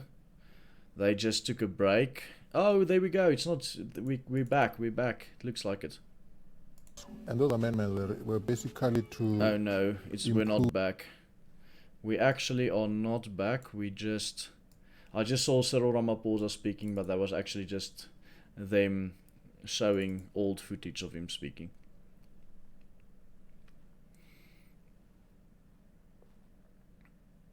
It's apparently going ahead. No, it's not apparently going ahead because I am actually watching the State of the Nation here on the screen to my right, and there's nothing going on right now with it. LG gave a $20 super chat saying God bless everyone from America. Thank you very much for that, LG.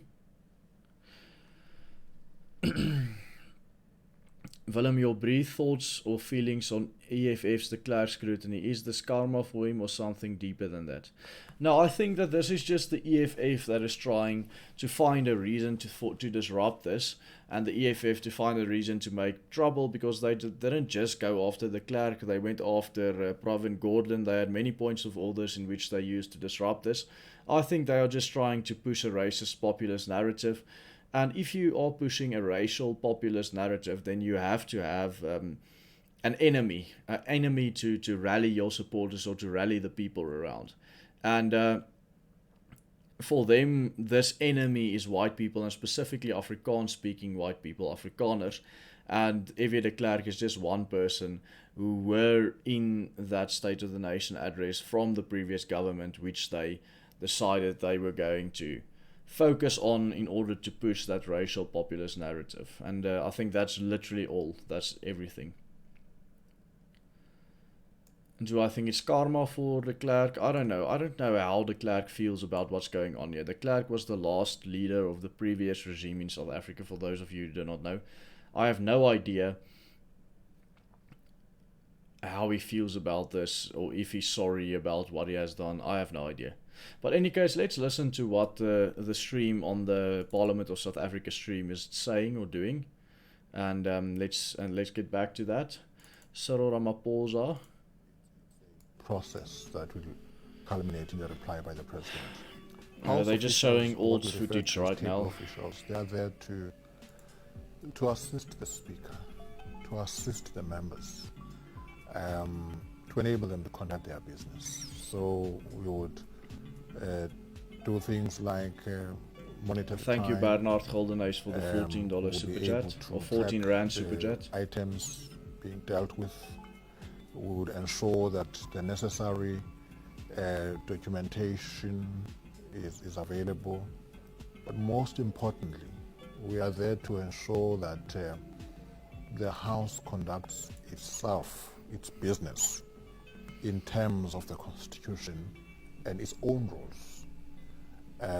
So we would ensure that if a bill comes before the House... My new name says I should try and interview de Klerk. Maybe we should try and get de Klerk in an interview right here. I don't know if he'll accept.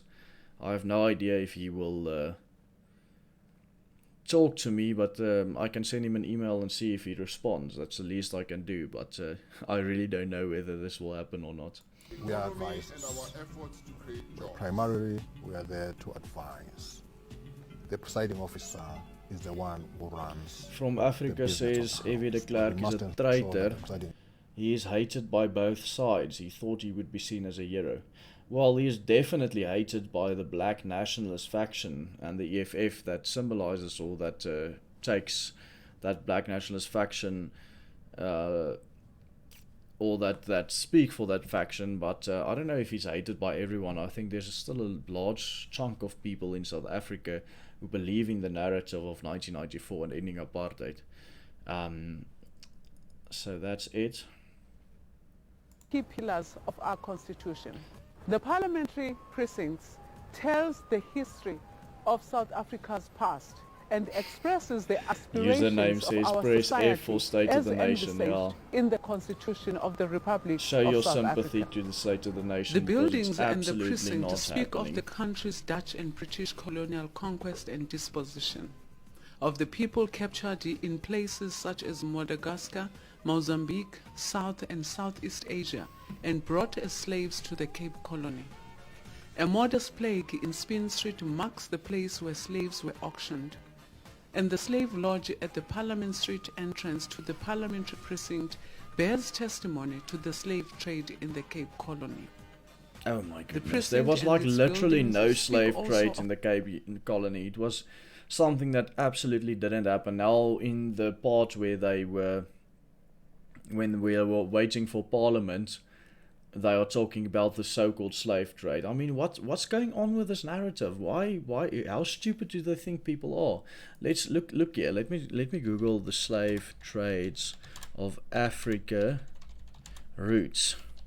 See if we can find the roots. Take a look at this. Let me go through the pictures here. These are the pictures of the slave trades here. As you can see on this picture above my head, it seems, there is literally no route going to Cape Town, to the Cape. Here's a very, very good picture about it. Here you can see the slave trades, most of them coming from Ivory Coast, Nigeria, Congo here, Central Africa, some of them coming here from East Africa.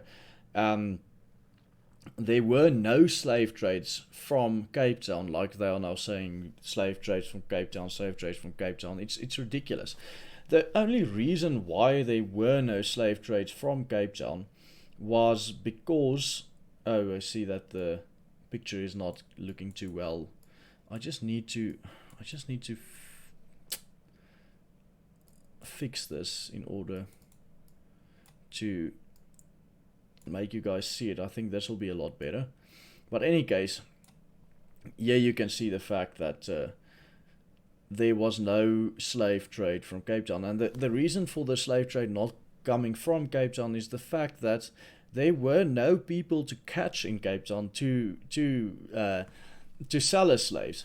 And there was actually a rule in the Cape, old Dutch Cape Colony, that you are not allowed to catch any of the native Khoisan people as slaves. And the reason for this is because that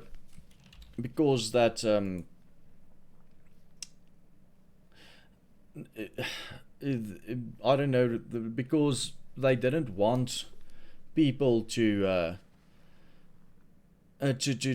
use these Khoi and San as slaves, and they actually bought slaves from East Africa into the Cape, and that's where it was.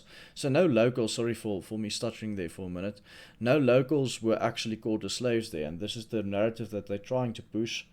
And yeah, I don't know why someone sent me that, but let's see what else we have here.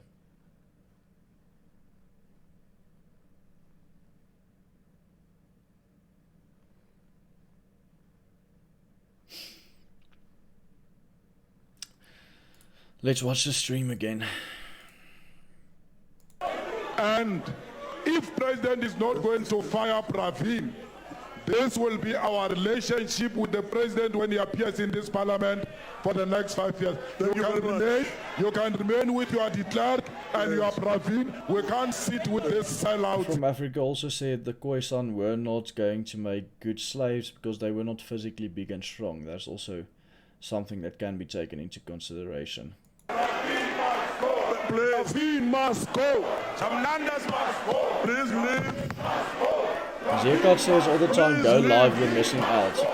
But nothing is live here. All of the things that we are seeing right here are just replays of things that already happened. The Parliament is not in session at this moment, so this is just the old footage from before they were all chased out.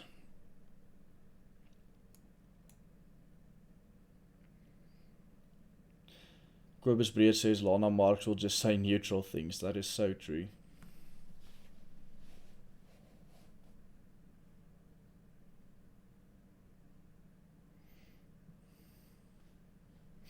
Freddy Boer says the clerk must sleep well at night. Look at the clerk's face, so much regret, says Nicholas Webber.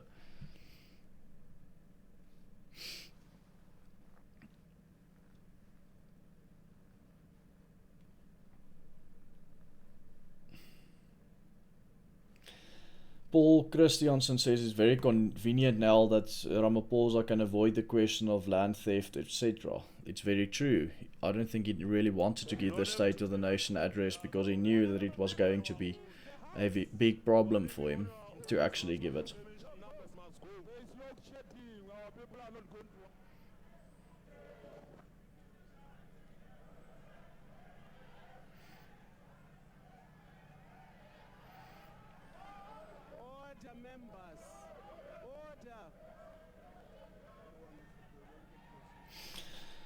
Elron says, a bit off topic, can you give us any insight about the coronavirus status in Africa? I presume you mean South Africa. Complete media silence in the West, no reported cases seems strange. In SA, is SA or Africa prepared? Well, there is no reported cases in South Africa that I'm aware of. No, I'm not. I know there's no cases in South Africa. Would they be prepared if it hits South Africa? Probably not. We also don't know how severe the coronavirus will affect people in South Africa. Some people with different genetic makeups have different reactions to sicknesses and viruses. So we don't know how bad it will affect South Africa if it ever spreads to South Africa. But no, there was no reported cases of the coronavirus in South Africa. We had several rulings since 2014 in this House. The courts, these honorable members sitting here, rule in certain ways which force us to practice patience. No, members, no. The Honorable Steenhuisen. The Honorable Steenhuisen. Madam Speaker, I'd like to address you on a point. The EFF they left Parliament and everyone except them returned. The of Parliament Act is very, very clear at 7 that it is an act of contempt for any member of this House that improperly interferes with or impedes the exercise or performance by Parliament or a House or a committee of its authority and function. I would submit to you, Madam Speaker, this House has been impeded from performing its function for the last hour and a half. This is not acceptable. It is not acceptable. And therefore, in terms of Section 13 of the Same Powers, Privileges and Immunities of Parliament Act, a member is guilty of contempt if the member contravenes Section 7 of that Act. I would submit that the behaviour that we've witnessed, including the hurling of water bottles at female members at the back of the House, is conduct constituting contempt. There were also hurling of water bottles at female members of Parliament. And Immunities Committee of this House for proper recourse to be taken to them. We cannot have the people's business disrupted in the manner it's been disrupted today, and I would ask you as the presiding officers to make such referral.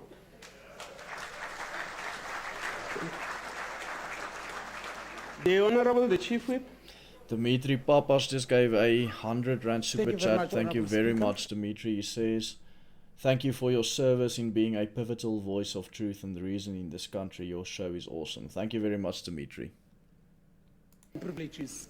We cannot and also amend further these rules, because if we will allow people to cause disorder for an hour and we are becoming patient, we have tried, but now this is rather too much. Therefore, these members are supposed to be summoned to their powers and privileges and account for what they've done. Thank you. The Honourable Swart. Thank you, Speaker. Speaker, may I first raise the issue that we've had our hands up. My leader, Reverend Meshu, has had his hands up continually. I, as a whip, had my hand up continually.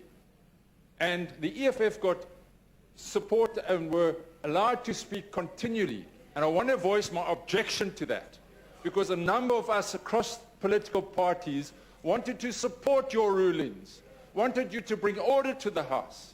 And you said millions of South Africans want to watch this House and wanted to watch the President and the State of the Nation. And it is deplorable and disgusting, this conduct. And I fully support the Chief Whip of the ANC that disciplinary action must be taken. And we need to apologize to the nation for the conduct. And yes, we did whatever we could to resist these attempts. And you said it is disruption. But let us take action in future, Speaker. Let us take firm action and not allow this to continue. And so the believers in this House also need to stand up for what is good and just and righteous in this nation at this time. So thank you, Speaker. Let us have order in this House, and let us listen to the President of this nation, the Commander-in-Chief of this nation. Thank you. Well, we've been streaming for almost 2 hours here, and this is actually true. We haven't seen anything about the actual State of the Nation address. We can't analyze anything because nothing's being said. John Claw Africa says, thank you for your efforts, 100 rands from me, how do I pay? You just click on under that part that says say something, there is a $sign, you can click on it and that's how you give a super chat. Just under where you actually type messages in the chat. Are we all to become patients at the psychiatric hospital? Those rules. I just want Ramaphosa to speak now so that we can analyze what he says. Because they pronounced through the media that they are going to come here and they're going to disrupt this sitting. So I want to urge you, Honourable Speaker, and I agree with my colleagues that have just spoken, that there needs to be consequences for this action and what has happened here today. Thank you. The Honourable Kwangwa, the Honourable Mulder, the Honourable Singh in that order. Speaker, Honourable Speaker, thank you very much for this opportunity. I'm trying to find very polite words to express how we feel as the UDM at this point in time. Actually, I think a better expression is found in Afrikaans, a word, we are heartful. We are heartful of this. Why? Simply because Parliament consistently, on a continuous basis, fails to enforce its own rules. In the last term, Speaker, we used to stand here in front of this House and make decisive interventions in moments like these ones. And matters were referred to some or other committees, and nothing happened after that. And when we allow these things to happen, it means we are firmly entrenching and reinforcing this conduct. It means for the next 5 years, we are going to have to put up with this nonsense where for an hour we must sit here as if we have nothing better to do and listen to this squabble between yourselves. We need to provide better leadership. People aren't going to take us seriously as leaders, firstly, and as members of Parliament. That's why people don't take us seriously. It's because we don't take ourselves seriously as leaders. I love what this guy is saying, Speaker, because he's speaking the truth now. I appeal to you and your leadership. We enforce the rules of the House without fear or favor. We are here to do the job and the work of South Africans, and we do not want to be impeded in us being able to do that job. I thank you so much. The Honourable Mulder. Honourable Speaker, you are correct. You have to be patient and we have to stick to the rules of the House. However, all members in this Parliament, as shortly ago as 9 months ago, swore an oath to uphold the Constitution and the law of the country. All of them, all these members as well. But the problem is this: if members actually misuse the rules of the House to make this place ungovernable like we've seen tonight, then we'll have to take different measures. And I think the time has come, and I want to support the proposal by the Leader of the Official Opposition that this be referred to powers and privileges. But the time has come to touch the pockets of those who do not want to listen. If you start to subject and deduct of the salaries of members who misbehave, it will be maybe something that will make them rethink their position. Old Corneille Mulder wants the EFF members. The white shirt, they didn't even have to appear, and they disappeared. He wants the members of the EFF to have their salaries cut. Well, I can totally agree with that, but I don't think that will ever happen. We'll see about that. Will tolerate, and I think in future we've got to be a little more difficult and firm on that kind of behavior. One thing we have to do, Honourable Speaker, is look at these joint rules, because the rules of the National Assembly are much stricter and give you more directives that you can apply in the House, in the National Assembly. Here it doesn't do that quite clearly, and I think this is one of the things we've got to do. I support the idea that the kind of ill discipline we've seen should be subjected to the Powers and Privileges Committee, and I agree with Honourable Kwankwa. I can't find another word in the language of my ancestors that says cutfall, but we are fed up. with this kind of behavior. Thank you. Honorable Member, is there any other party that wishes to say anything? We are fine. Al-Jama? Thank you, Honorable. Thank you, Honorable Speaker. I just want to use... Honorable Speaker, I just want to use this opportunity to apologize to our guests who came from all corners of South Africa, especially the elderly. Many of them was with me on the plane and came onto the plane with difficulty. I hope they accept our apologies. The Honorable Lekota? Thank you, Madam Speaker. At the beginning, I thought that perhaps we should have just gone on and finished the business. And call Look a at this meeting. guy's bow tie. These youngsters being here, I'm sorry to call them that, but with them being here, because we need critical, basic education about being members of parliament. The first thing is that all of us take an oath to obey the Constitution and all other law. And we must do that. We have allowed these youngsters. In our Constitution, the Constitution of the country is enshrined in there.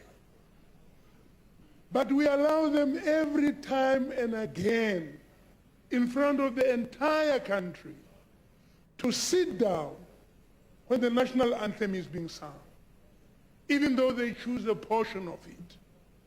Why have we allowed for this? Why have we allowed that? And there are a number of other things. Maybe the judiciary must take the whole of us, the National Assembly, the National Council of Provinces, the provinces, and so on and so on, and tell us and explain to us what the Constitution and the oath we take, what that means. What that means. Because if we don't understand that, we make jokes about the Constitution, about the anthem, about all of these things. And when these children take that thing to its logical conclusion, disaster results. But we must go on with the business of tonight. Please, let's create a situation, an opportunity where we can sit with all, and our children in the schools and everywhere must be taught about the Constitution and the anthem, and so on. We have failed ourselves. Thank you, Honorable. The Honorable Dilil, good. Madam Speaker, I'm afraid to say that we are setting a very bad precedent tonight by allowing people to ignore your rulings. We all know the rule of Parliament is that when the Speaker made a ruling, that's the end. But you've made several rulings and allowed them to continue to undermine you.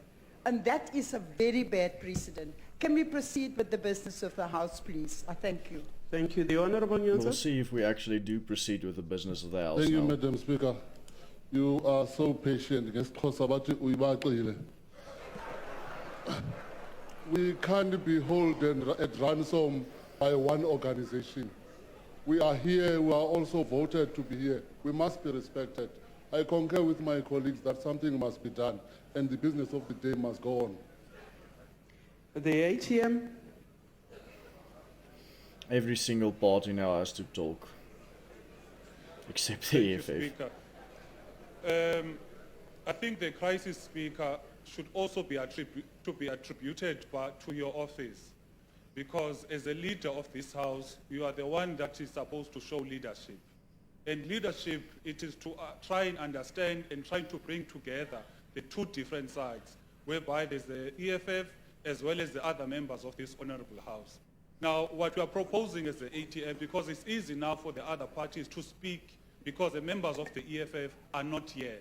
Now, what we're saying as the ATM is that from your side, as the leader of the House, try and provide leadership by bringing together all of these parties so there can be consensus. Thank you.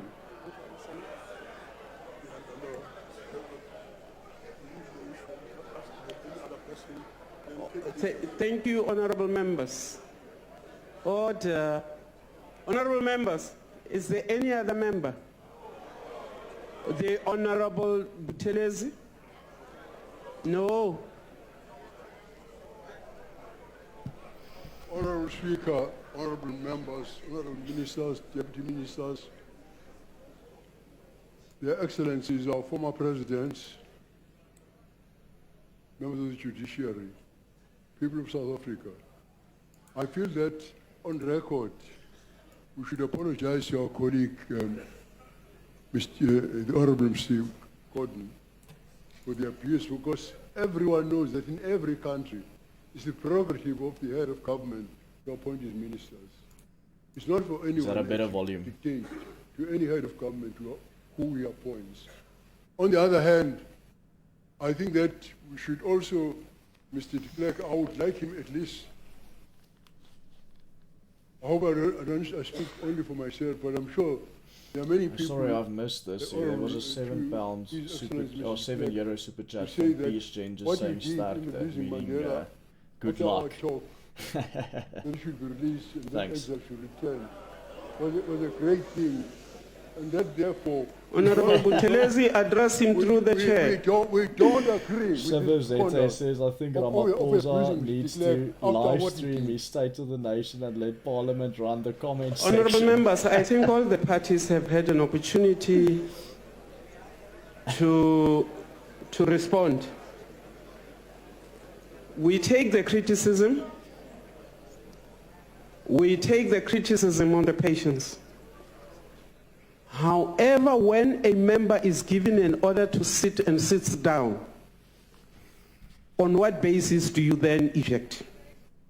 And that was the technicality that we had to grapple with. Honorable member, we agree with the members who and all the parties who are saying that the matters are grave and that the conduct of all the members who have left this House must be referred to the Powers and Privileges Committee. We also agree with the recommendation that we have a relook at the joint rules because they make it very difficult to summarily take the members out. We also agree with the suggestion that both houses look at touching the pockets of members.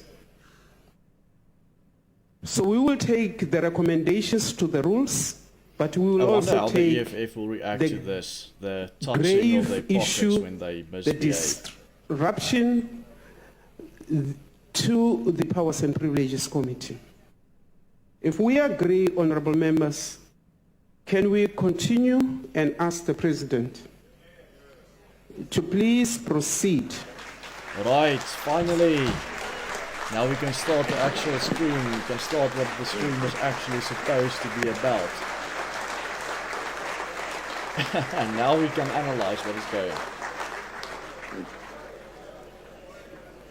on. Speaker of the National Assembly, Ms. Thandi Modise, the chairperson of the Council, National Council of Mr. Amos Mason. I don't like the sound right here Deputy President on this particular stream, so I'm actually just going to go over to another one. Motlanthe, the Parliament stream is former really bad. Deputy President There we go. F.W. de Klerk and Mrs. de Klerk, former Speaker of the National Assembly, Ms. Baleka Mbete and Mr. Khomu, President of the Pan-African Parliament, His Excellency Mr. Roger Nkodo Deng, UN Women South African Representative Ms. Anne Kituku Shongwe, isithwalandwe ubabu Andrew Mlangeni.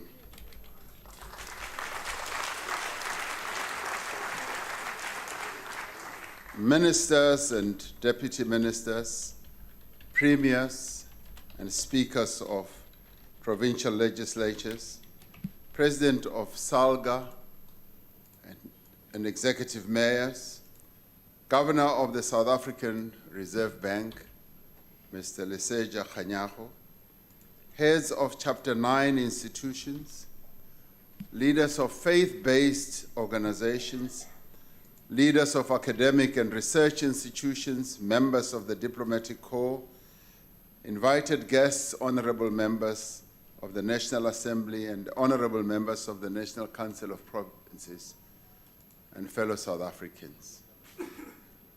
Ditama udumelisa batho bote bane babafano na hayani bingelela bonke abantu abasekhaya nalapha nisheweta abantu hinkwavo bala Afrika Dzonga lava nga le kaya na lava va nga ri la ke dumelisa batho kaofela ba South Africa ba leng ko gae le ba leng teng mona. It is 30 years since Nelson Rolihlahla Mandela walked out of the gates of Victor Verster prison, a moment in our history that signaled, perhaps more vividly than any other, that freedom was at hand. I love how we always As he stood on the balcony, literally 2020, that's exactly 30 years after apartheid was ended, and we still have to talk about it at the start of every single State of the Nation, and every single time we talk about anything in this country we bring up apartheid, because this is also going to probably be what Ramaphosa blames all of the massive failures of this country on. But let's see. As we continue our onward march to improve the lives of our people, as we confront great challenges, as we endure troubled times. I love how he poetically talks about how, as we continue to improve the lives of our people, meanwhile no lives are being improved, and everyone in South Africa are dropping in standards of living, unemployment is rising, state-owned enterprises are crashing, the economy is crashing. How on earth is this continuing to improve the lives of our people, as he says it? Fighter who lost his life in Zimbabwe in the Wankie campaign in 1967. For half a century, his resting place, like those of several of his comrades, has until now remained unknown. His contribution, his sacrifice has never been forgotten.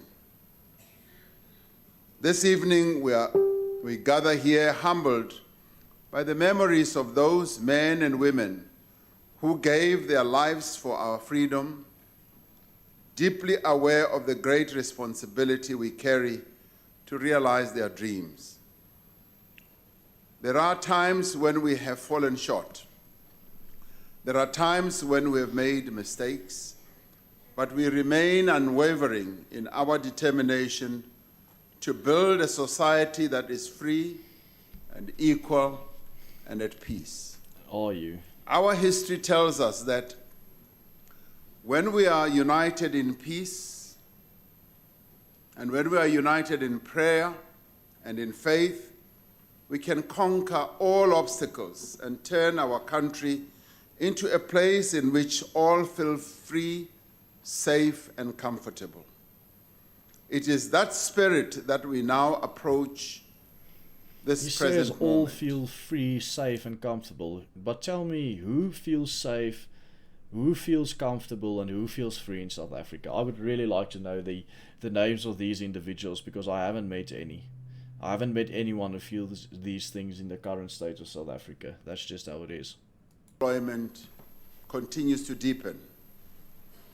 The recovery of our economy has stalled as persistent energy shortages have disrupted businesses and also people's lives.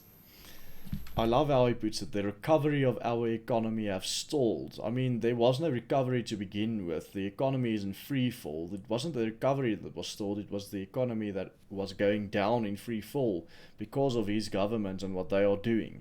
Several state costs, unemployment, unable to escape poverty, hopelessness, and unable to realize our potential as a people. Yet at the same time, there is another reality, another part to our own reality. It is the reality of a youthful population that has more access to education than ever before. No, that's and not which true. is achieving that is not true at all. Steadily that improving is literally outcomes. The biggest lie is told It is yet. No, it's not. I mean, if you look at the actual matric results, they say 81% pass rate. But if you look at the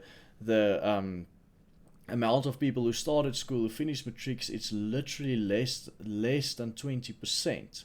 And now he says, no, it's better education now than ever. That's hogwash. It's the worst education this country has ever seen, that we are seeing right now.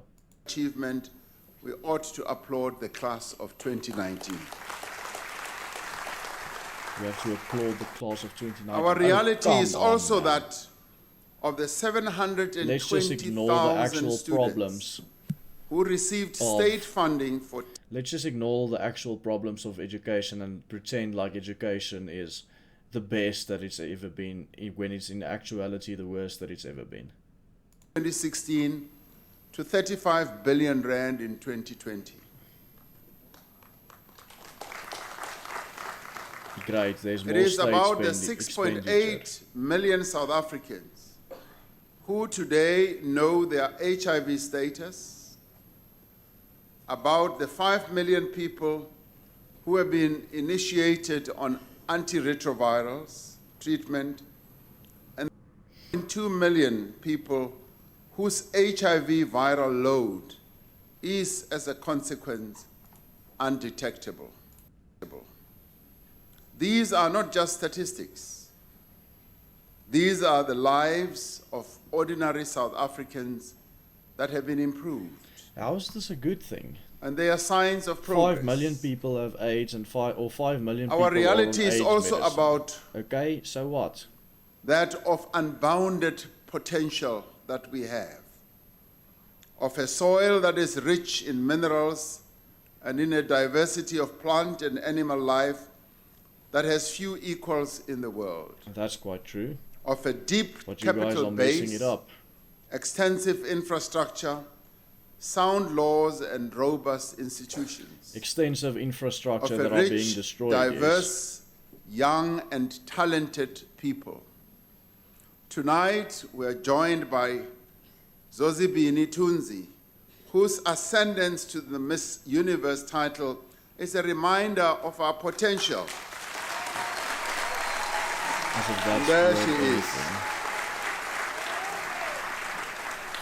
There is Zozibini.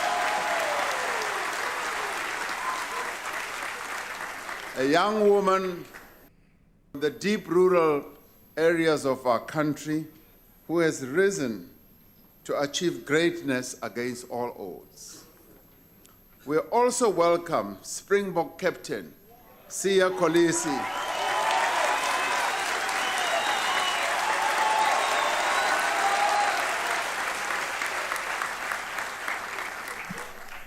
who led a group of determined and united South I love how they use rugby and how they use sports to actually cover up and make it seem like everything's going well in South Africa. Yes, we won the World Cup. Oh, that's so brilliant. That's so great. We actually came first in the world in quite a small sport.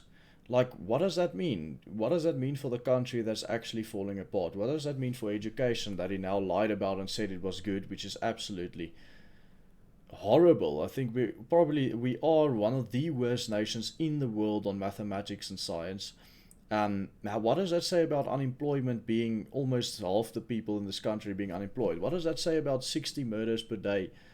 How do we look at the rugby and we say, okay, fine, the rugby, it's so great, we won the rugby, and then we pretend like this is a sign that things are going well in South Africa? No, do you know what would be a sign?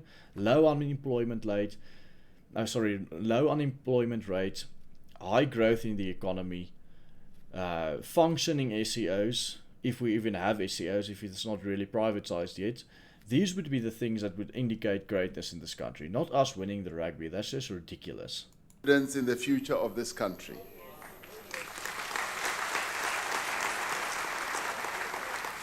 In my first two addresses to the nation, I spoke at length about the necessity of social compacting and the great responsibility we shoulder as government to drive collaboration and consensus. In 1994, we chose the path of negotiation, of compromise and peaceful settlement instead of a path of hatred and revenge.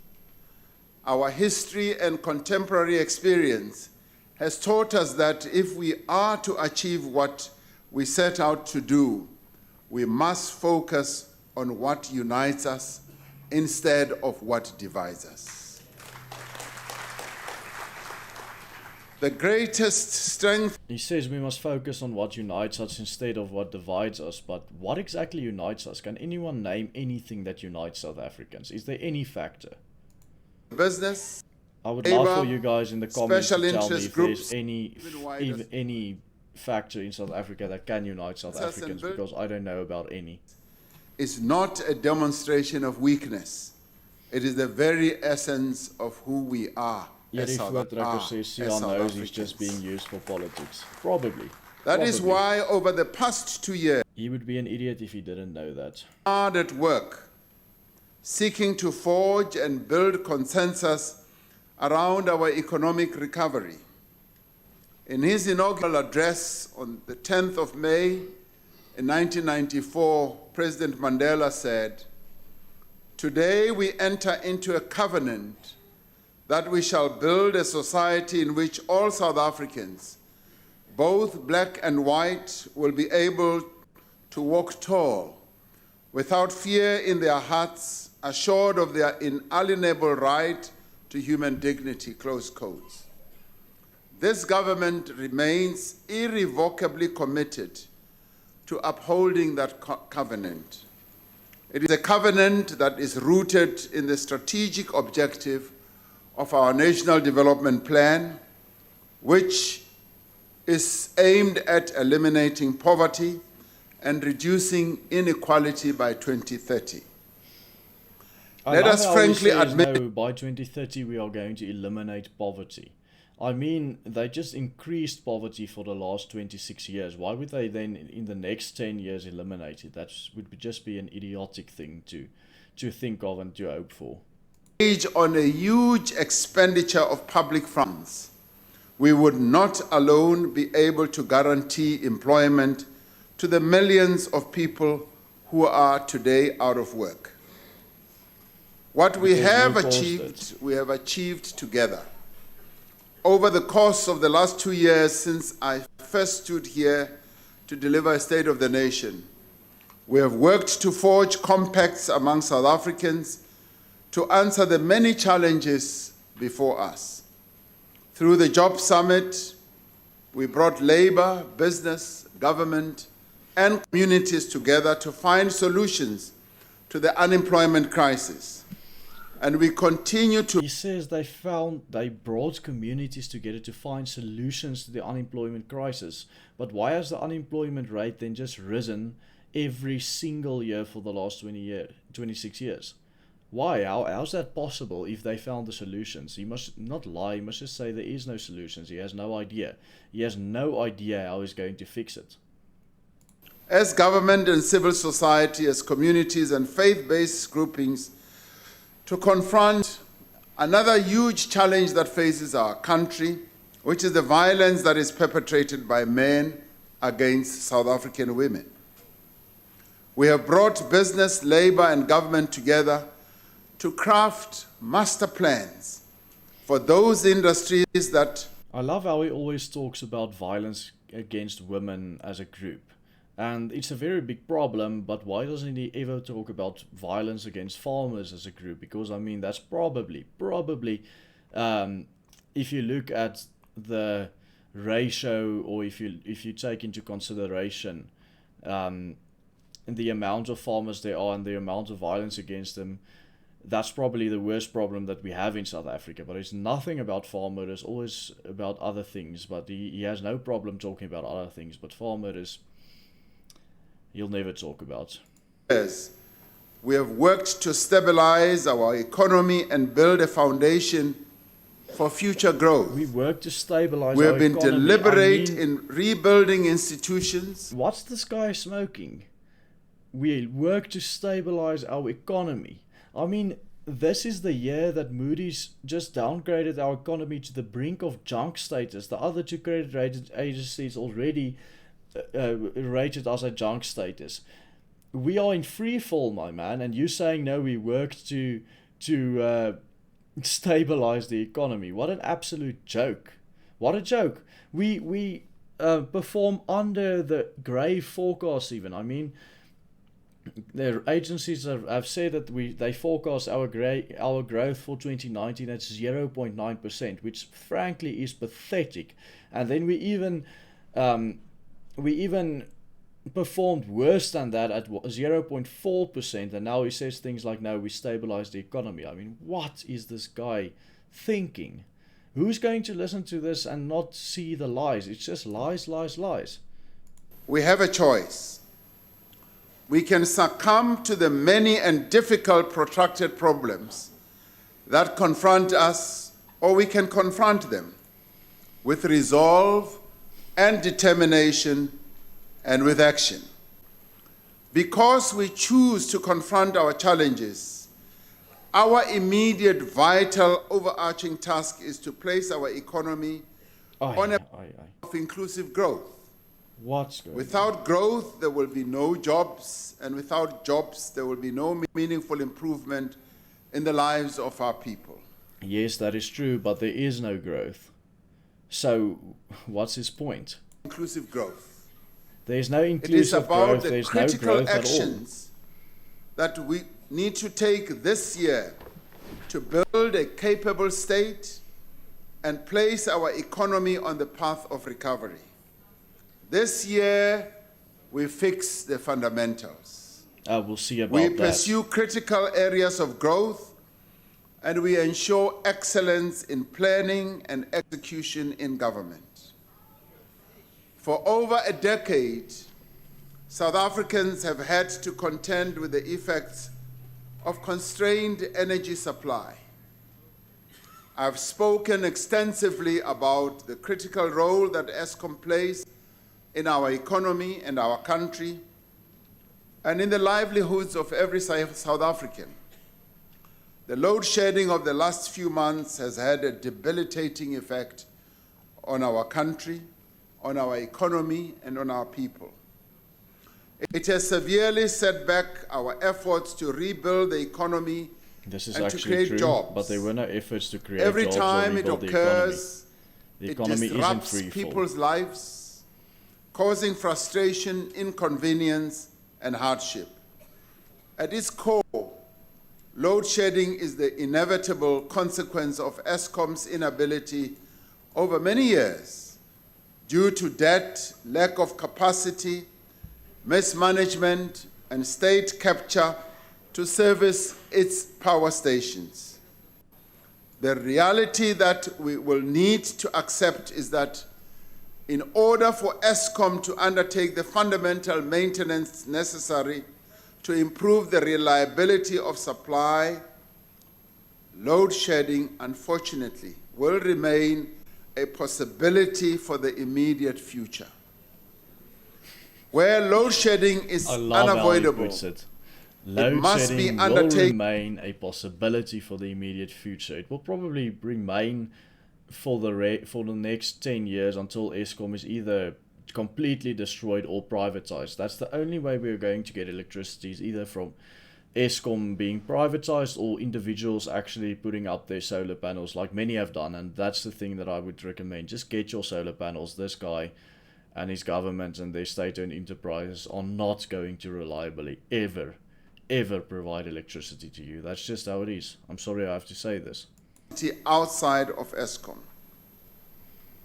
The Section 34 ministerial determination will be issued by the Minister of Energy, Mineral Resources and Energy, shortly, to give effect to the Integrated Resource Plan of 2019, enabling the development of additional grid capacity from renewable energy, natural gas, hydropower, battery storage, as well as coal. We will initiate the procurement of emergency power from projects that can deliver electricity into the grid within 3 to 12 months from approval. Okay, that's The good. National Energy If it Regulator happens. will continue to register small-scale distributed generation for own use of under 1 megawatt, for which no license is required.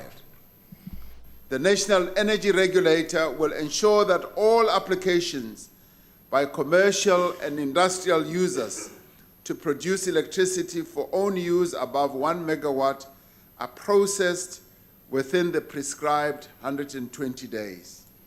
It should be noted that there is now no limit to install capacity above 1 megawatt. We will also open bid window 5 of the Renewable Energy IPP and work with producers to accelerate the completion of window 4 projects. Shivazete gave a very good comment there. Why don't we just make solar panels and generators zero tax items?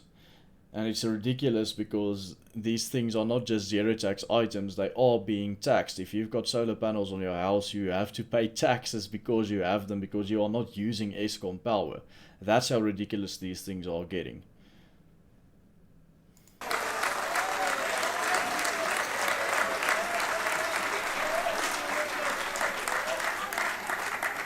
Now, in line with the roadmap announced last year, Eskom has started with the process of divisionalizing 3 operating activities: generation, transmission, and distribution, each of which will have its own board and management structures. The social partners organized under NEDLEC have been meeting, deliberating, and discussing a number of proposals over the last 2 weeks to find agreement on the principles of what they call a social compact on electricity. This is a historic and unprecedented development in our country, since it demonstrates the commitment of all social partners to take the necessary actions and make the necessary sacrifices to secure our energy needs. Through this compact, the social so everyone partners needs to make a sacrifice. Why don't the government just not tax solar panels? That'll be a great beginning. That'll be a great sacrifice from the government side. Electricity at affordable prices for communities and industries. This requires both a drastic reduction in costs, including a review of irregular contracts and measures to mobilize resources that will reduce Eskom's debt and inject fresh capital where needed.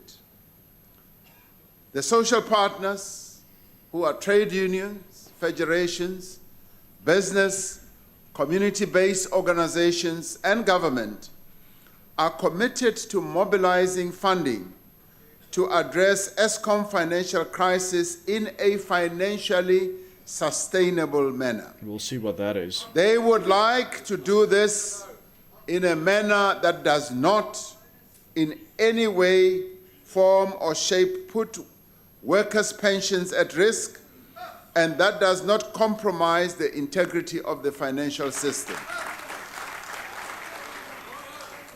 Now, while they work to finalize this agreement, the reality is that our energy system will remain constrained until new energy generation comes on stream.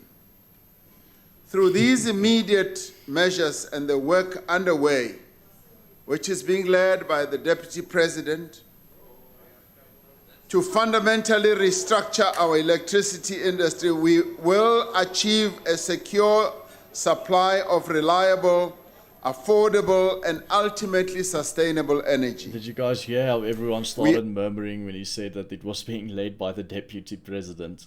In our energy trajectory, at a time when mankind, or humankind rather, faces its greatest existential threat in the form of climate change. Yesterday, I met a young lady called Ayaka Melitafa, a young climate activist from Eastern Rivier who attended the World Economic Forum in Davos this year to call on world leaders to stand firmly. So exceptionally funny, this part, that we have our own little Greta Thunberg here, or a wannabe Greta Thunberg, that also a young little climate activist that it's really funny because we are sitting with all of these problems. We have our economy in free fall, we have no education, which is probably why she's there, and now we've got this little climate activist at Davos. Will ensure that as we move towards a low carbon growth trajectory, that we leave no one behind. We will finalize the climate change bill, which provides for a regulatory framework for the effective management of the inevitable climate change impacts by enhancing adaptive capacity, strengthening resilience, and reducing vulnerability to climate change, and as well as identifying new industrial opportunities in the green economy. We need to fix our public finances. Low levels of growth mean that we are not generating enough revenue to meet our expenses. Our debt is heading towards unsustainable levels. Obviously. And spending is misdirected towards consumption and debt servicing rather than infrastructure and productive activity. I'm so happy that we cannot continue along this path, nor can we afford to stand still. He actually talks when about he delivers his budget speech 2 weeks from now, the Minister of Finance will outline a series of measures. The facts about our debts, I can't believe it. First time this has ever happened, that we have admitted how bad the debt crisis in our economy is. On measures that we need to take to contain the public wage bill and reduce wastage. Efforts to reduce government spending, to prioritize resources more effectively, and improve the efficiency of our tax system are important, but they are insufficient. Contributions towards stabilizing our public finances. Achieving sustainability will ultimately require us to address structural challenges in the economy that raise the cost of living and doing business. By working with the Auditor General to reduce irregular expenditure, by shifting government spending from consumption expenditure to investment in infrastructure, we aim to improve the state of our public finances. National Treasury and the Reserve Bank are working together to ease pressure on business and consumers. We have decided to establish a sovereign wealth fund as a means to preserve and grow the national endowment of our nation, giving practical meaning to the injunction that the people shall share in the country's wealth. We are also proceeding with the establishment. Gotta drop the communist rhetoric at some stage, right? Sorry guys, I'm very tired. The stream has been already 3 hours long and we haven't seen anything because for the first 2 hours the EFF has been disrupting everything until they were chased out, so I'm a little bit tired. But let's look further. That will include those that are contained in the paper produced by the National Treasury entitled Economic Transformation, Inclusive Growth and Competitiveness. This year, we are moving from the stabilization of state-owned enterprises to repurposing those strategic companies to support growth and development.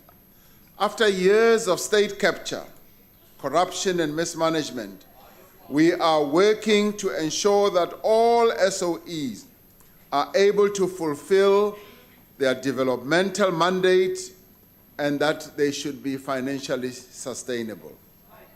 In consultation with the Presidential SOE Council, we will undertake a process of rationalization of our state-owned enterprises and ensure that they serve strategic, economic, and developmental purposes.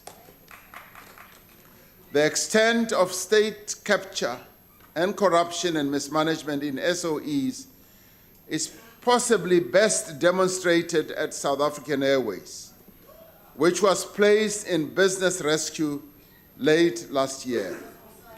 The business rescue practitioners are expected to unveil their plans for restructuring the airline in the next few weeks. In the interest of South Africa's aviation industry and our economy, it is essential that a future restructured airline is commercially and operationally sustainable and is not dependent on further government funding. A key priority this year is also to fix the commuter rail, which is vital to the economy and to the quality of the life of our people. Our rail network daily transports hundreds of thousands of commuters to and from work. We are modernizing PRASA rail network. The Central Line in the Western Cape and the Mabopane line in Pretoria have been closed for essential refurbishment. In all actuality, the railway lines are nowhere near what they were. They were actually a line that you could trust, that you can use to move goods around, that you can use for transport for yourself. It was actually working back in the days when the R was a town that actually existed, because that's where all the railway stations crossed. But now we don't really have any railways anymore. So much fun to listen to him pretending like they are fixing railways. I mean, we had some of the best railways in the world. We competed with Europe in that regard, and now we don't have any of it, and he stands there and pretend. Environment that is favorable, demonstrated. I just state. have to. We have to look at this. We know that growth and job. Did you see how big the font is on his iPad? Oh, there we go. There we go. Look at that. That's like this big for him to read it. It's so funny. But in any case, let's go on. On farms, in factories, in mines, and these have previously taken an inordinately long time to process. Sometimes some corporations waited up to 3 to 5 years just to get water use licenses. We are now able to announce that water use licenses will now be issued by the private 90 days instead of 3 years. It also used to take months to have a company registered. Through the Biz Portal platform, one can now register a company in 1 day, register for UIF and SARS, and even open a bank account. One of the challenges that we've been facing is the congestion and the inefficiency of our ports. This has been raised over and over again by business who need to import and export goods. Now, during the course of this year, we will undertake a fundamental overhaul of Durban Port, the third largest container terminal in the Southern Hemisphere, to reduce delays as well. The most significant contribution we can make to inclusive growth is in the development of appropriate skills and capabilities. The investments we make now in early childhood development and early school learning will yield great economic benefits in the next 2 decades and beyond. But there are immediate interventions that we are making to improve the quality and the relevance of the educational outcomes. Making progress with the introduction of the three-stream curriculum model, heralding a fundamental shift in focus towards more vocational and technical education. Various technical vocational specializations have already been introduced in 550 schools, and 67 schools are now piloting the occupational stream.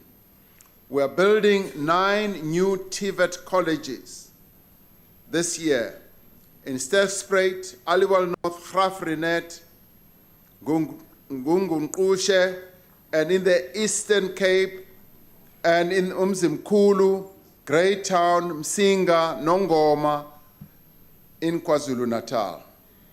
Through bilateral student scholarship agreements we have signed with other countries, we are steadily building a substantial cohort of young people who go overseas each year for training in critical skills. We have seen the impact this can have when we just look at one aspect of this training that we've been offering to the young people of our country. The Nelson Mandela Fidel Castro Medical Training Program in Cuba. The Nelson Mandela Fidel Castro Medical. Oh my goodness, I love it. I love the communist rhetoric and the communist heroes being thrown in here. The Fidel Castro Nelson Mandela Medical School. I just love it. Ordinarily never have had an opportunity in this wonderful to go communist into utopia of ours. Wits, Cape Town, Pretoria, and all that. They are now being trained and coming back as doctors. A further 640 students are expected to graduate in December this year.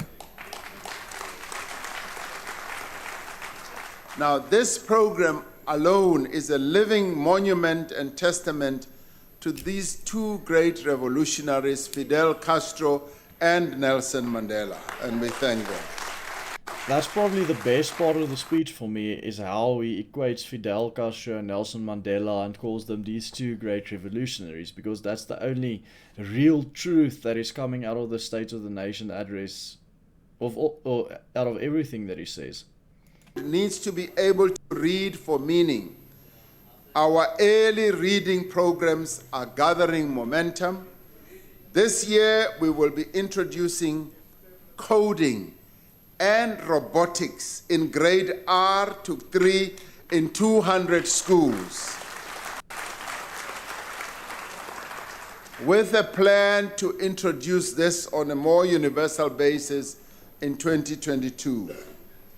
We have decided to establish a new university of science and innovation in Ekurhuleni. Let me guess, that's going to be called the Joseph Stalin University.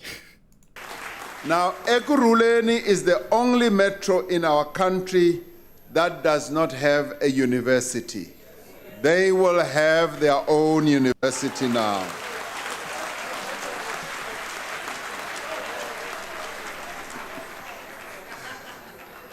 This will enable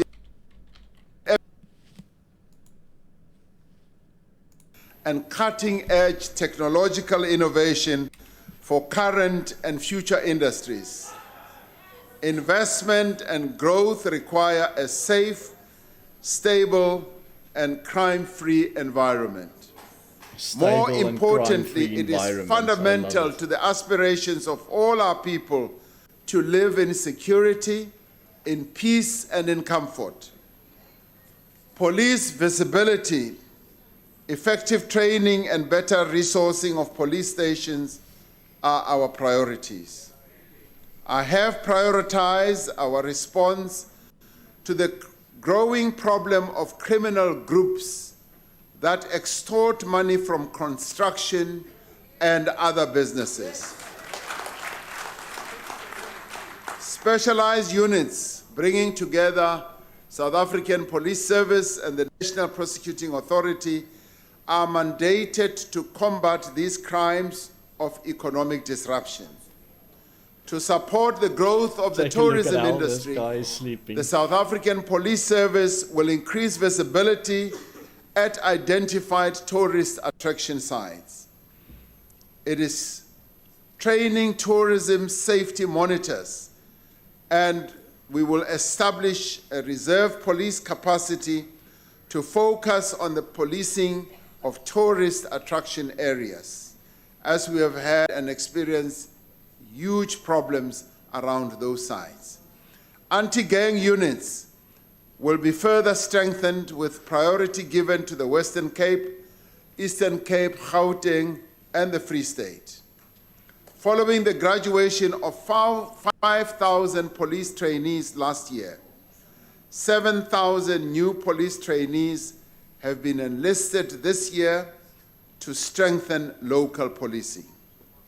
To improve the quality of general and specialized South African Police Service investigations, we are establishing a crime detection university in Hammanskraal. To be honest, I really also want to sleep, because the stuff that he says is just so stupid, and there's just so much untruths, and like, what's the point of listening to this? So I can see why all of these people are sleeping so soundly. To end the crisis of violence that is perpetrated by men against the women of our country. It has been a truly united, determined response from all South Africans through building social compacts across society to fight this scourge. We will be able to achieve much more.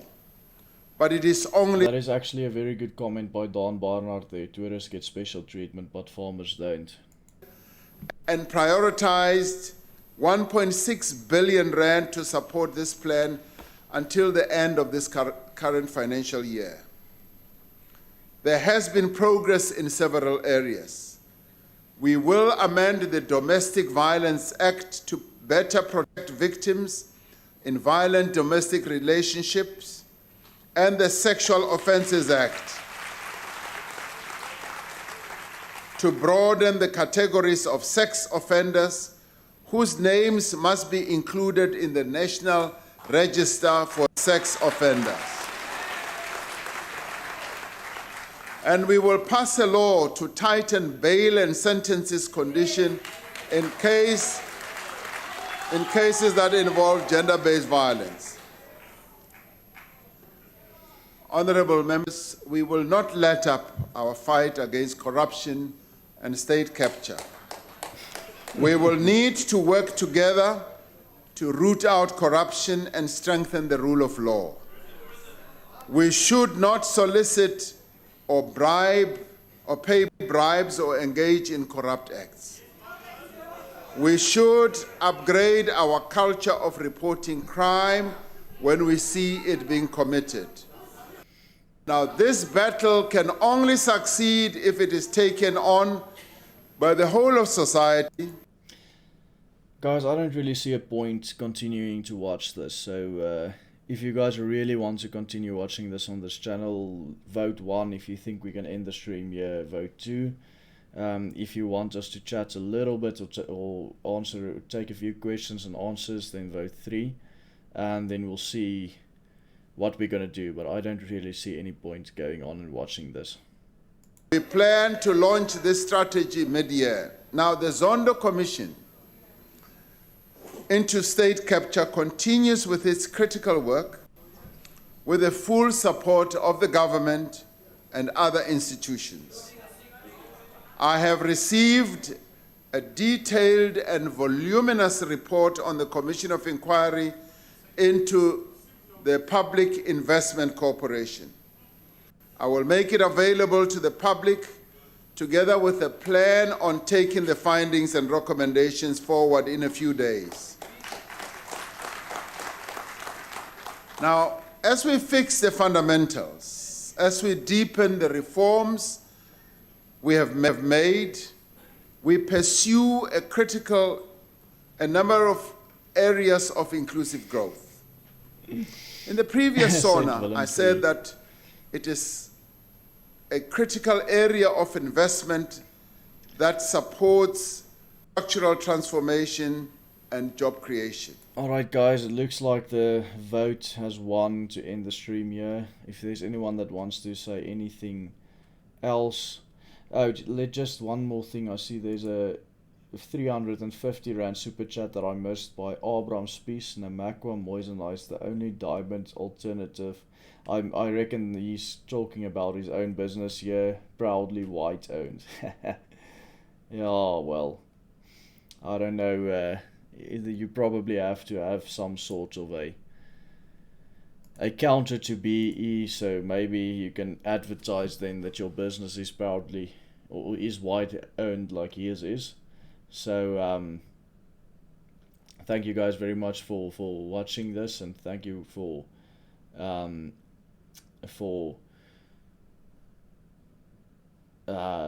just tuning into the show. I don't see anything else that we can actually go on to watch here, so thank you very much, and we'll end it here. Goodbye to all of you, and thanks for sitting through this with me, and God bless.